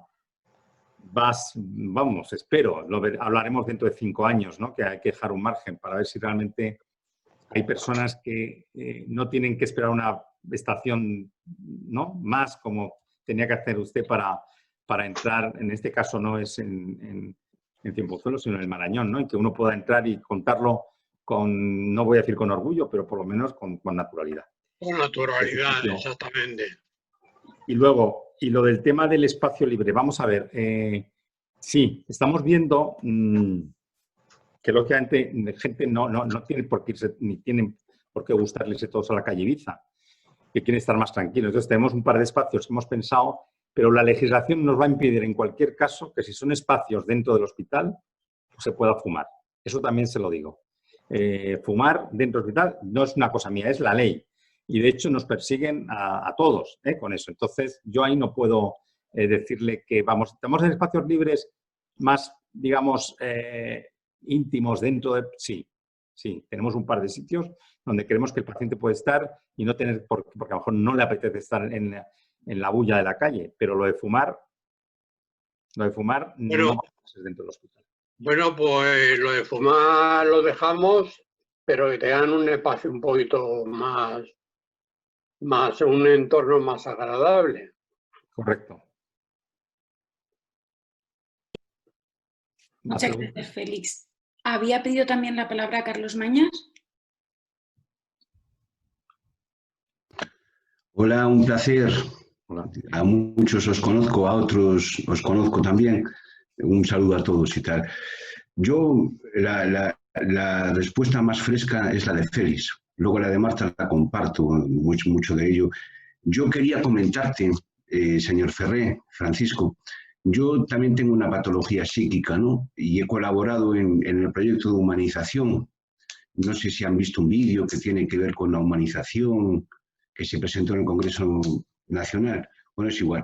Lo que quiero decir es que, de alguna manera, como indicador pondría la custodia y el traslado, Ferré. Cuando a una persona la recogen en su domicilio, el bochorno que pasa, esos momentos insoportables, tanto para el familiar como para el propio afectado, se multiplican por 100. Cuando después ves a los vecinos que antes estaban de espectadores en la panadería o te los cruzas en el ascensor, ¿no? Date cuenta, Francisco, de que dentro de la Comunidad Autónoma de Madrid, a la silla que recoge al enfermo mental para trasladarlo a una unidad abierta, cerrada o mixta, se le llama la silla de Aníbal Lecter, por el parecido que tiene con la película El silencio de los corderos. Esto los sanitarios la comentan así, ¿no? Yo he pasado por ahí. He visto cómo la contención es como tener unos zapatos de una talla muy pequeñita y que el dedo gordo se encoge, y luego el alivio que uno siente cuando te desatan, ¿no? También quería comentarte, pues, que la formación que antes citaba Marta y que también la dejó entrever Félix con esa frescura de su respuesta tan bonita, yo creo que se confunde el coste con inversión. Se entiende por inversión un edificio, un plano, y por coste a la gente que tiene que trabajar en el hospital psiquiátrico, a los psicólogos, al trabajador ocupacional, etcétera, ¿no? Eso es un segundo punto. Yo pondría como indicador, Ferré, la custodia y el traslado. No se ha tocado. Yo lo he tocado en Suecia, justamente en Suecia yo he estado y ahí hemos tocado ese tema de una manera quizás bastante directa. La custodia y el traslado tiene muchísimo que mejorar, tiene que ser mucho más elegante, mucho menos llamativa. Eso, punto uno, eso como indicador. Luego también quería citar que se confunde coste con inversión, lo repito, insisto, ¿no? Se entiende por inversión un edificio, un plano con jardín, y por coste a un psicólogo, a un trabajador social, a un asistente social, etcétera. Yo creo que la mejor contención me la dijo también una persona internada, que es Leopoldo María Panero. Yo tuve el placer, y digo bien, placer, de compartir con él habitación en un psiquiátrico. Y me dijo que no conocía una revolución más importante que la revolución de la ternura. Si no hay ternura o afecto dentro del colectivo que se da cita en cualquier manifestación de patología psíquica, no tendremos suerte. Y aparte, date cuenta que cuando haces estudios de mercado, Francisco, el 90% de los diagnosticados no estamos asociados. Digo el 90%. Según estudios que hemos elaborado, la mayoría de gente que está asociada no llega ni al 10%. Y el favor o la opinión que tú puedes buscar de una asociación, aun siendo muy buena, porque lo hacen con muchísimo interés, no tiene nada que ver con el sentido general de la población. El 90%, entonces, claro, el paciente experto, la figura del paciente experto que la pondría como indicador y que se está llevando a cabo en Finlandia, el paciente experto es una persona que ha pasado por un mal trago psíquico y tiene la capacidad y autoridad moral de poder explicar a sus iguales pues cómo ha salido del hoyo, ¿no? Yo, pues, ya para resumir sería eso, ¿no? Custodia y traslado como indicador. Luego una especie de punto de vista personal, que sería que se confunde coste con inversión, y luego que la formación tiene que estar reglada por el paciente experto. Y que el punto de vista de las asociaciones, aún siendo muy importante, es una parte residual de la opinión general del afectado, que en un 90% no está asociado en ninguna entidad. Hablamos de entidades, no, que yo, por ejemplo, no estoy asociado, y como yo, miles de personas diagnosticadas. ¿Por qué? Porque a lo mejor nos pasó lo que a Marta, que vamos a una entidad y nos mandan a hacer un barco con palillos. Entonces no vuelves por la asociación. Entonces, claro, ¿y qué pasa? Que eso están cogiendo la voz del afectado, cuando en realidad lo único que tienen es un brazo del tercer sector, no una comunicación abierta. Eso sería mi punto de vista. Y luego, pues, felicitarte por la ponencia, me ha gustado. Felicitar a Félix también por su frescura, y a Marta y a todos los que estáis por ahí. Yo soy un poco heavy, Francisco. Soy la oveja negra, meto mucha caña, pero encantado. No, Félix, muchas gracias. Y además me he puesto los auriculares porque es curioso. Noto, hay gente que se lo oye fenomenal sin Y a ti te oía un poquito más lejos, debe ser por el micrófono, entonces me he puesto, pero creo que no me he perdido nada. Mira, todo me ha parecido muy interesante y quiero hablar contigo de esto. Mira, el tema del paciente experto lo conozco porque esto, por lo menos que yo sepa, en España se empezó a hacer para patologías tipo depresión y ansiedad en Barcelona, en Sabadell, Parc Taulí.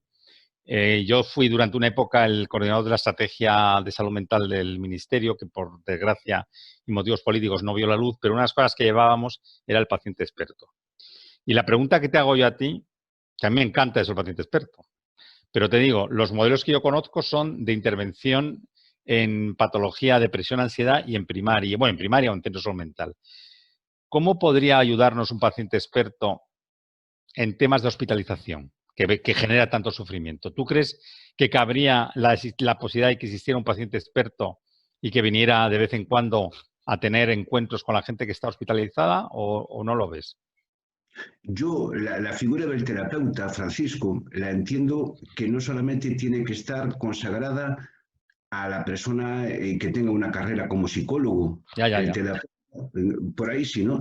Yo, por ejemplo, participo en distintos actos judiciales, no como perito, pero siempre su señoría, el juez, puede pedir el punto de vista de una persona que ha sufrido pues, un maltrato y tienes la capacidad de poderle demostrar a la parte del delito que a lo mejor esta persona no estaba medicada, etcétera. Dicho de otro modo, si la persona que te va a ayudar habla como tú, es más fácil que te entienda. Si la persona que te dice necesitas tomar una pastilla y no te ata, es más fácil que se la tome.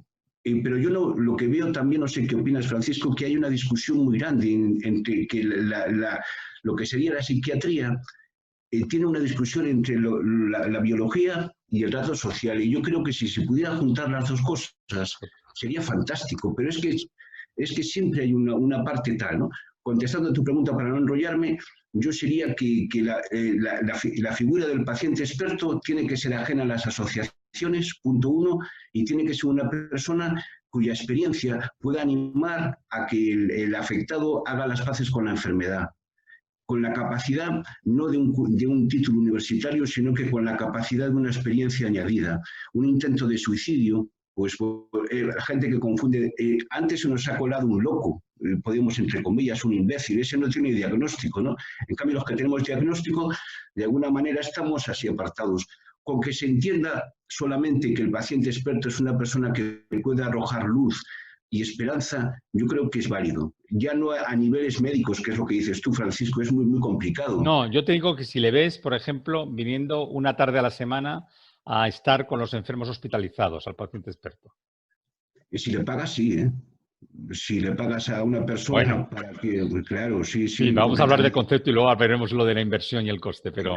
no, porque yo tengo visto que cuando hay congresos de psiquiatría, el afectado vaya a leer un poema, que eso también es triste. Que el afectado puede decir tanto de la salud mental que lo llaman, ahora le vamos a dar el premio a Carlitos porque ha hecho un poema cojonudo y te están llevando tonto en la cara. Y después usted que está hablando de mí como es psiquiatra por Buenos Aires o lo que sea, yo ya soy tonto, ¿no? O sea, no. Yo creo que si les das dinero y les animas, claro que sí.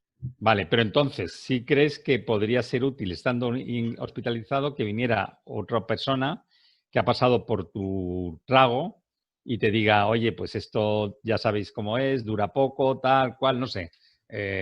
No, a mí me parece, eso puede ser una idea, ¿eh? Yo eso lo voy a coger. Te contesto a más cosas. Los traslados son horribles, claro que sí, pero...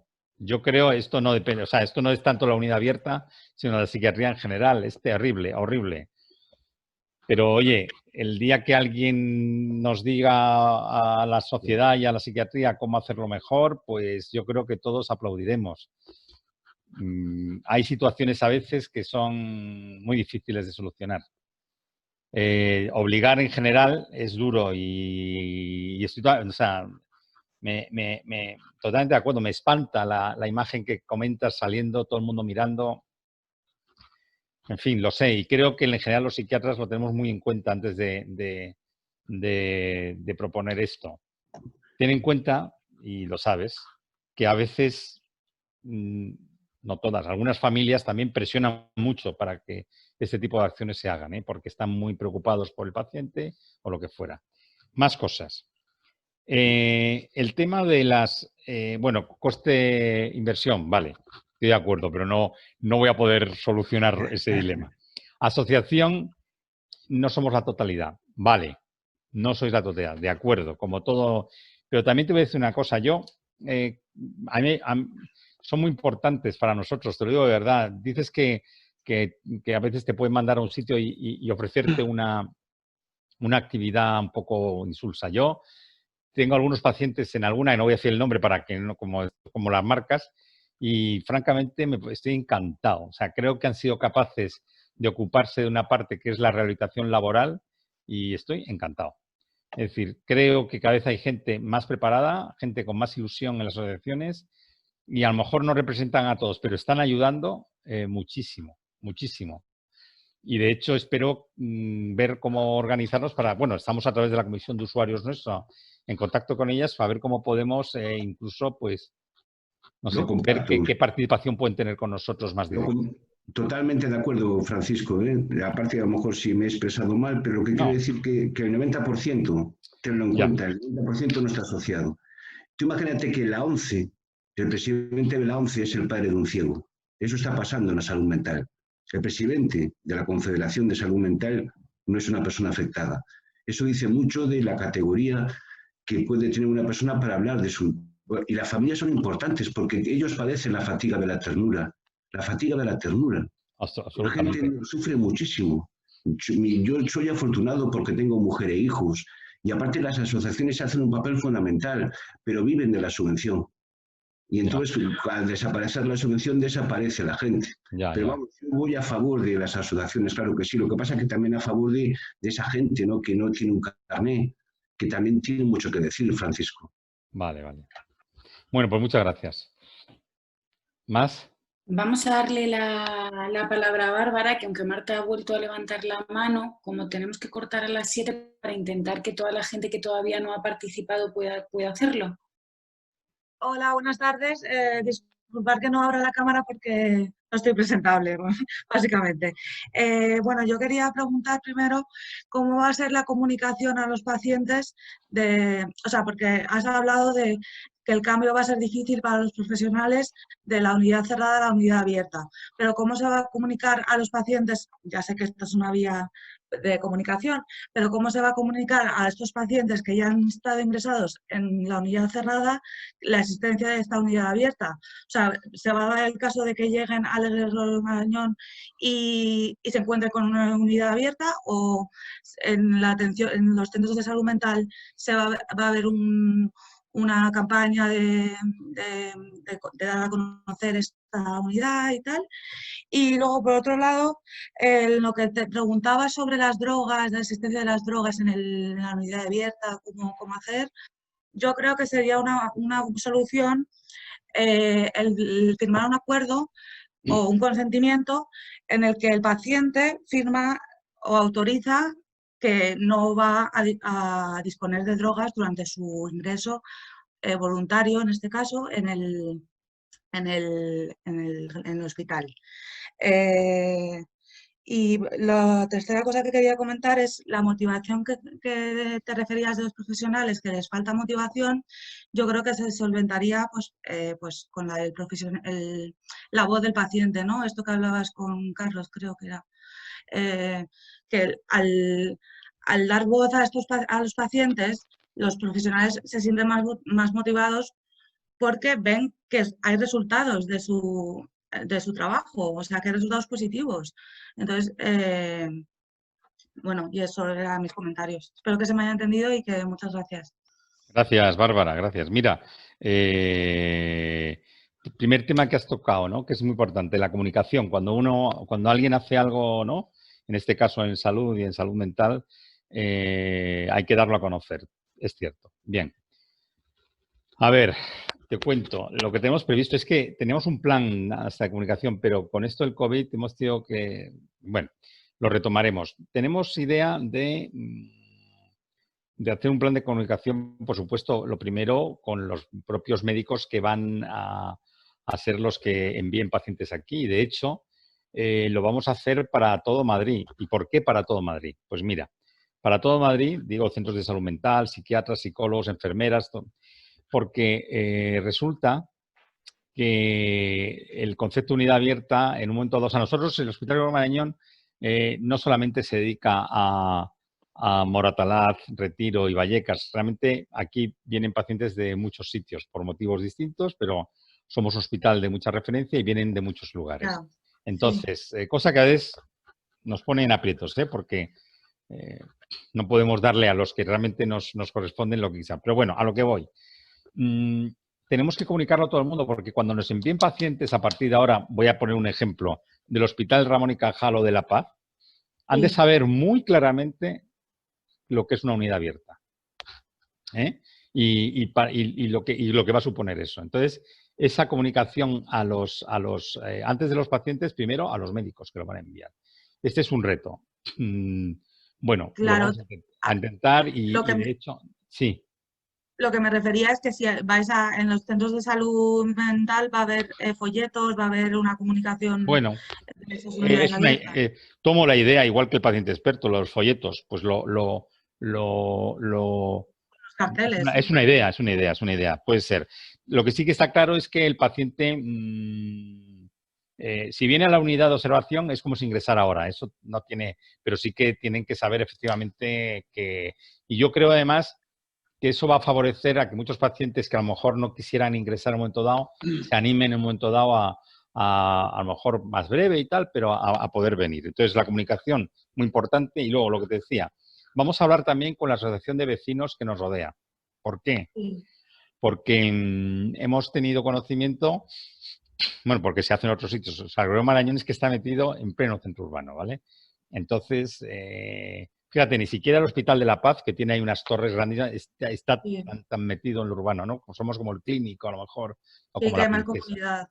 Entonces, tenemos que, vamos a reunirnos con ellos, porque tienen que entender que esta unidad abierta significa, pues que eso, que van a estar integrados en la sociedad. Es decir, que en los tiempos que no tengan terapia, pues pueden estar perfectamente dándose una vuelta por aquí, por el Retiro. Entonces, esto conviene trabajarlo. Entonces, comunicación, pues sí, pero gracias a lo que tú me dices, pues voy a pensar lo de los folletos. No lo sé, ahora hay tan pocas cosas en papel que no lo sé, pero bueno, es una idea. Luego, lo de las drogas, el contrato, ya, eso está previsto, pero Bárbara, yo no sé qué conocimiento tienes tú del campo de las adicciones, yo mucho. A ver, la adicción puede más que nada en la vida. Y cuando alguien está sujeto ha perdido la libertad frente a una sustancia, por muchas buenas intenciones que tenga, la tentación es grande, ¿no? Yo lo que habíamos pensado una vez es pedirle el consentimiento previamente al ingreso de que podamos registrarle, si es un paciente con historial de consumo, pues poder registrarle cuando veamos que es necesario. Claro. Eso es lo menos malo. Yo me refería a la firma de un acuerdo que él autoriza o ella autoriza. Si no lo cumple, ¿qué hacemos? Bueno, pues el alta, mandar la si está mal, no puedo. No, o, la unidad, enviar la observación. O le llevo a la unidad cerrada. No, enviar la observación. No va a ser fácil. Sí, pero será más fácil a través de la palabra que a través, o sea, mientras haya un diálogo, Sí, pero a ver, las adicciones son muy potentes. No es desde luego. Las adicciones a veces son difíciles de parar, pero bueno, se intentará. Y otra cosa que me has planteado es lo de la voz del paciente, que para conseguir mejorar la motivación bueno, cuando digo motivación profesional es, de verdad, no es que estén motivados, sino que todavía hay mucha gente con la estructura de las hospitalizaciones cerradas, ¿no? Y que les va a dar un poco de vértigo el verse de pronto en un entorno distinto. Lo de la voz del experto sí me ha gustado, lo que ha hecho Carlos mucho. Voy a ver cómo le doy forma, sí, es un tema que me seduce, sí. Bueno, muchas gracias. Pues está levantada la mano de Olga.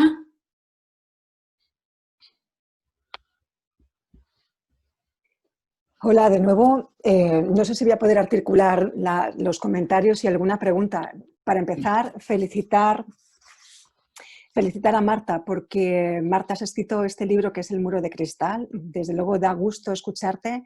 Por favor, ponte en contacto con nosotros, porque una de las cosas que nos gusta hacer en este entramado de asociaciones, es decir, de familias y de personas que viven un problema de salud mental y de técnicos, lo que nos gusta es precisamente escuchar este tipo de cosas y dar voz a este tipo de cosas, ¿no? Mi primer planteamiento, por supuesto, Félix, lo que has comentado lo hemos visto en varias ocasiones, y Carlos, me veo reflejada mucho de lo que has comentado, ¿no?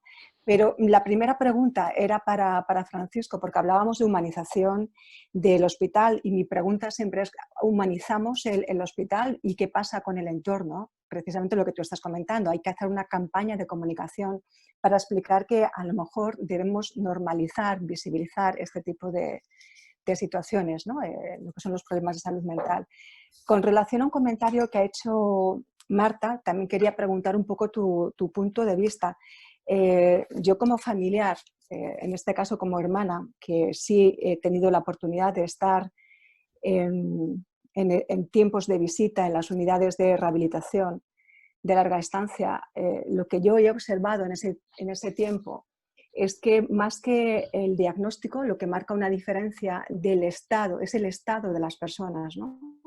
No es que tengas un diagnóstico de trastorno bipolar, de esquizofrenia, el estado de las personas. Y aquí sí quiero hacer un comentario, y es que una de las cosas que yo escucho por parte de mis amigos que tienen un diagnóstico es que precisamente establecemos estigmas entre los diagnósticos, ¿no? Parece que tener un tipo de diagnóstico es menos malo que tener otro tipo de diagnóstico. Ahora imaginaros esta situación en un entorno de encuentro como son las asociaciones, que Carlos, tienes toda la razón, no hay mucha gente no hay tanta gente que esté asociada, por supuesto. Pero imaginaros cómo se sienten las personas que tienen un diagnóstico y que de repente se sienten estigmatizadas o por sus compañeros o por las familias, porque dicen, bueno, es que tu hijo tiene no sé qué, no quiero que se junte con mi hijo o con mi hermano. O sea, imaginaros también cómo nos podemos sentir, ¿no? Una cosita más, me ha gustado mucho, Francisco, cuando has comentado la cuestión de las asociaciones, porque precisamente relacionando todo, ¿no? Relacionando la figura del paciente experto, la figura de las familias, que también tienen mucho que aportar, cómo divulgar lo que estáis haciendo. Y conectando con lo que comentaba Bárbara, es que claro que hay que dar difusión del papel que están haciendo las asociaciones. Vosotros tenéis varias asociaciones cerquita, y aunque no sean perfectas, si las planteamos como punto de encuentro, pues a lo mejor ahí encontramos el punto de perfección, ¿no? Por cierto, también comentaros que esta idea del paciente experto también es la que encontramos en los grupos de ayuda mutua, ¿no? O de apoyo mutuo. Cuando tú tienes, pues si hablamos de un grupo de familias, a lo mejor hay un familiar experto. Si hablamos de un grupo de personas que tienen un diagnóstico, es que a lo mejor tenemos a alguien que ha vivido lo que estamos viviendo y que nos va a hacer ver el tratamiento, la terapia, qué sucede cuando me tomo la medicación y me...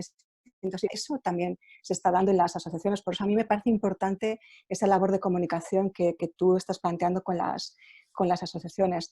La cuestión de la custodia y el traslado que ha planteado Carlos, esto todavía no funciona, no funciona. No sé qué solución tenéis vosotros, porque realmente es traumático para todos, ¿no? Y para terminar, quiero agradecerte esta modificación del uso del lenguaje cuando has pasado de fugas a ausencias. Es que el lenguaje nos afecta, ¿no? Entonces es importante modificar este tipo de cosas. Con relación a las adicciones, como estoy muy ligada a centros donde tengo compañeros que tienen patología dual, no sé, yo personalmente no sabría cómo hacerlo, lo he preguntado incluso a estos amigos que tienen problemas de adicciones. Es muy complicado porque, como tú dices, la adicción a veces es más fuerte que todo lo demás, e incluso en las unidades hospitalarias, residenciales, se consiguen meter cosas, ¿no? Aunque sepamos que no son buenas, pero es que la adicción es más fuerte que todo. Y nada más, yo quiero agradeceros la participación que estáis teniendo todos y me callo ya. Gracias. Gracias, Olga. Bueno, campaña de comunicación y asociación como medio de divulgación, lo voy a unir. Pues mira, te tomo la palabra y Y dentro del plan de comunicación vamos a utilizar las asociaciones, ¿vale? Porque creo que va a ser muy importante que también se transmita una información sobre todo este tema. Y bueno, tenemos que pensar un poco cómo transmitirla, pero este es un tema que voy a coger también como el paciente experto.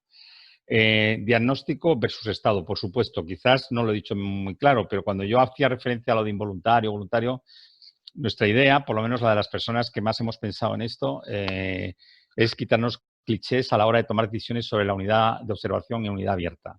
Aquí va a depender de cómo esté esa persona en ese momento y qué es lo que más le conviene.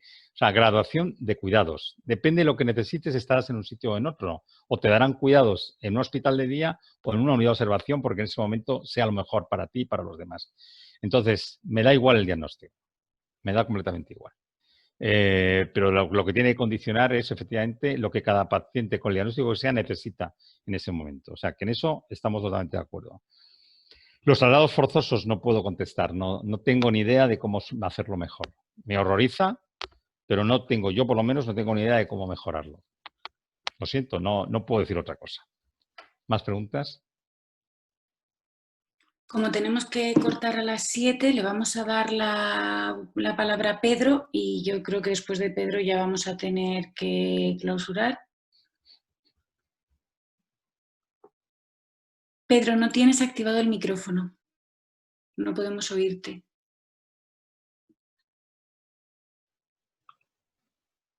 Está muteado, como dicen. Ahora. ¿Me oyen ahora? Ahora perfectamente. Sí, perdonen que tengo un perrito y ha empezado a ladrar. Yo, a lo largo de mi vida, por desgracia, pues desde muy joven he sufrido depresiones, pero he podido sobrellevarlas con un tratamiento ambulatorio y podía trabajar. De hecho, estoy ya jubilado. Pero a raíz de mi jubilación y por unos acontecimientos que hubo en mi vida, pues caí en una depresión profunda, muy profunda, de la que todavía estoy en tratamiento pero no he salido. Y simplemente decirles que en el hospital 12 de octubre me ingresé por el tema de la depresión y estuve unos días solo y al poco tiempo metieron a un compañero atado. Lo tuvieron 3 días atado y con vigilancia y no hacía nada más que meterse conmigo. Lo desataron y una noche no sé lo que le pasaría, que se levantó de su cama y me agarró del cuello, que además estoy operado de cervicales, y porque pedí socorro y me auxiliaron. Pero el problema gordo es que el hospital, yo estaba pidiendo un cambio de cama y me decían que no tenían otra cama, que ese era un hospital público y era la cama que me había tocado. Hasta que no ocurrió esto, no me cambiaron de cama. Y no sé para ahí la cosa, sino que mis familiares se enteraron por mí, no porque el hospital lo comunicase a mis familiares. Entonces tuve que venirme voluntariamente del 12 de octubre sin completar la medicación. Por desgracia, pues he estado ingresado, yo vivo en Vallecas, he estado ingresado en el Hospital Infanta Leonor 5 días por coronavirus, una neumonía bilateral. Al mismo tiempo de estar tratado del coronavirus, que gracias a Dios estoy recuperado, pues tengo mucho que agradecer al equipo de psiquiatría que me atendió, porque me dieron con un medicamento que me está funcionando muy bien. Entonces, lo que quería denunciar, puse una queja a la atención del paciente del 2 de octubre. Lo que quería denunciar es que hay dejadez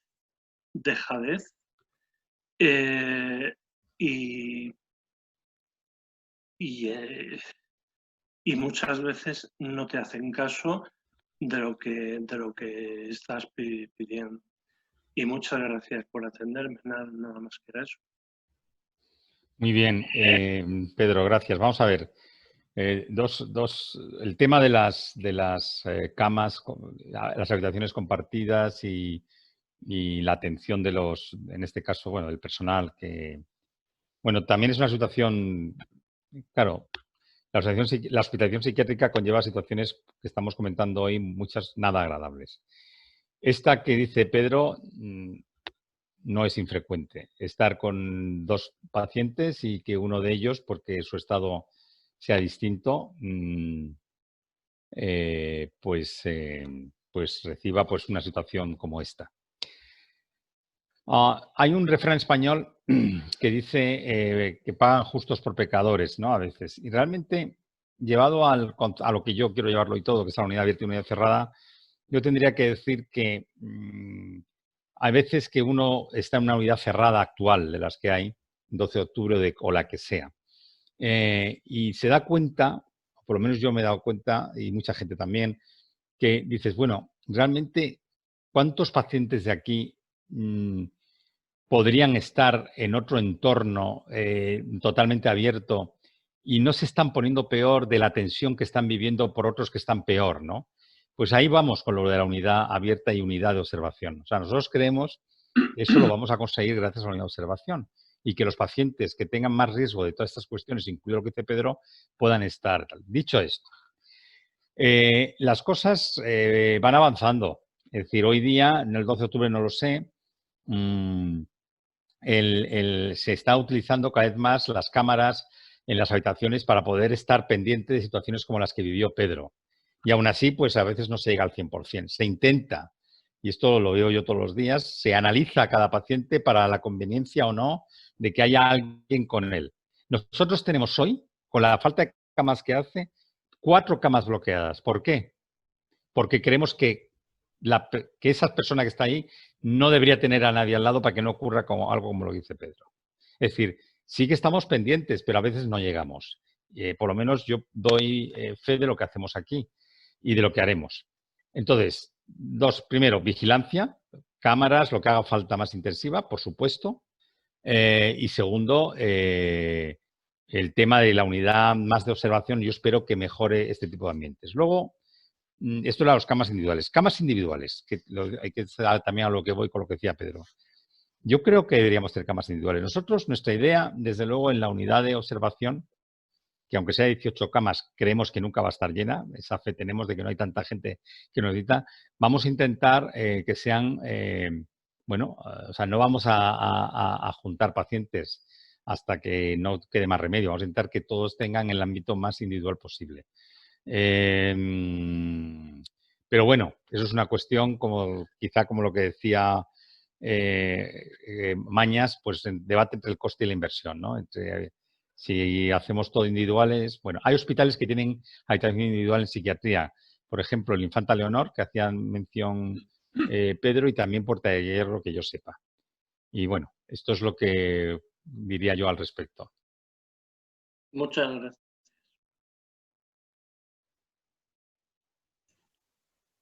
Muchas gracias. Encantado. Ya perdón, no sé. Doctor Ferrer, no sé si puedo intervenir. Siento haberme incorporado tarde, no obstante, veré toda la transmisión en YouTube. A lo que ha dicho el doctor Ferrer referente a que no sabe cómo hacer los traslados forzosos, a mí se me ocurre una idea que creo que se debe llevar a cabo, y es que igual que llamas para cualquier otro problema de enfermedad a una ambulancia, que venga esa ambulancia con personal preparado, es decir, un psicólogo que pueda hacer una intervención primera en la crisis que tiene esa persona que necesita una desactivación verbal, que necesita un apoyo, sentirse bien, que es muy difícil y que desde luego lo tiene que hacer un profesional. Yo creo que esa ambulancia debería contar con una persona experta en ese sentido y el tema del coche de policía me parece aberrante que sigamos todavía en esa situación. Por lo tanto, creo que debería ser un profesional, un policía, que esté formado para estos casos y acuda junto con las ambulancias por si hay algún problema y tiene que intervenir. Es una sugerencia, pero creo que una persona en una crisis así lo que necesita es una atención. Igual que los bomberos están haciendo cursos contra el suicidio para cómo detener a una persona, conseguir que no llegue a hacer ese deseo que tiene, pues en este caso yo creo que sería muy buena idea. Ya sabemos todos lo que pasa, pero yo creo que es tan fácil como eso, doctor Ferrer. No sé, ustedes son los más entendidos y los que tienen que llevarlo a cabo, pero dentro de humanización es un tema que tenemos que solucionar como sea.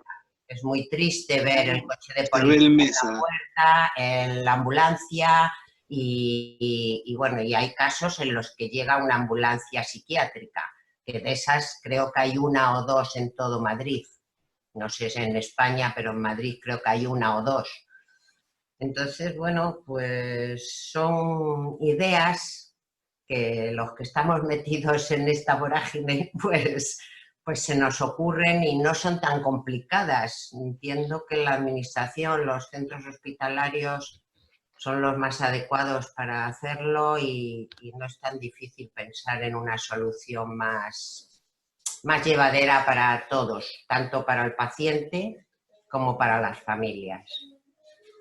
Nada más, muchísimas gracias y escucharé a fondo toda la conferencia que no he podido estar desde el principio. Muchas gracias. Gracias, Isabel. Vamos a ver, el transporte sanitario y en concreto el traslado de urgencias en los últimos años y en España yo tengo que decir que ha mejorado muchísimo. La aparición del SUMA, el SAMUR, la incorporación de psicólogos a los temas de catástrofes. De verdad que esto no tiene nada que ver. Yo trabajé tampoco para mí no hace tanto, pero parece que fue hace en los años principios de los 90 yo trabajé en Toledo. Y cuando había un paciente mental que había que traer de algún pueblo, del hospital salía lo que se llamaba el servicio de recogida. Sí, era para verlo. La Guardia Civil y la camisa de fuerzas. Yo eso lo he visto sacando a mi madre de casa cuando tenía 6, 7 años. Eso era para verlo. Eso es así y ha cambiado mucho. Pero... Entonces, ¿qué pasa? Pues que ahora toda la responsabilidad y lo bien que lo hacen también los que tienen por los medios, o sea, ahora mismo todo el transporte sanitario, o sea, no es que nosotros no podamos opinar, que podemos, pero está completamente, y me parece bien, controlado, gestionado y profesionalizado por los, de hecho, están detrás de una especialidad médica que sea urgenciólogo. Quiero decir con esto que se le da vueltas, que se piensa, pero hay un algoritmo que discutir. Está el paciente que está en su casa con la familia y que la familia puede colaborar en esa mediación y que efectivamente quizá lo primero que tendría que llegar allí, como si llegara para un infarto, es un vehículo sanitario puramente. Igual que suben a la casa cuando hay un infarto, pues que suban los sanitarios. ¿Qué es eso de la policía por delante? Que yo lo he vivido. Sí, yo también. O sea, a ver, que yo ya tengo mucho vivido. O sea, que hay veces que no hay familia. Hay veces que y esto es algo real, el paciente está solo. Yo trabajé en Alcobendas, en concretamente en San Sebastián de los Reyes, en el año 90 y tantos, que ya no quiero acordar. Recuerdo, tuvimos que hacer una intervención, hicimos nosotros para evitar. ¿Y qué pasa? Pues que el juez se puso por medio, mandó a la policía y yo no podía parar a la policía. Bueno, la verdad es que la situación era muy grave, era un paciente muy grave que estaba tal y lo primero que nos cayó fue un televisor al llegar en la calle. Quiero decir que las situaciones a veces... Situaciones son muy complicadas. Son duras, Una cosa es tener efectivamente una persona que está mal, pero que está con la familia y podemos ahí intervenir, pero hay veces que llega la policía y van a derribar. Entonces, porque a veces también uno puede pensar, es que si no intervengo ahora, porque no quiero generar tal, si le pasa algo. Sí, no, si está claro eso. O sea, yo creo que no es fácil. Yo sigo pensando que no es fácil. No, para nada es fácil, pero sí es cierto que a lo mejor... Ya. Pero bueno, de otra manera sería mucho menos doloroso para todos, porque es cierto, lo que le he dicho antes, ver que viene un camillero, la Guardia Civil, que era quien iba antiguamente, que le ponían una inyección y ataban a tu madre con una camisa y se la llevaban, eso es terrible. Entonces lo de ahora es maravilloso, pero todavía se puede mejorar. Ya. Veamos, sigo, ojalá, yo el primer interesado. Bueno, no sé si ya es la hora, me parece, ¿no? Me dicen.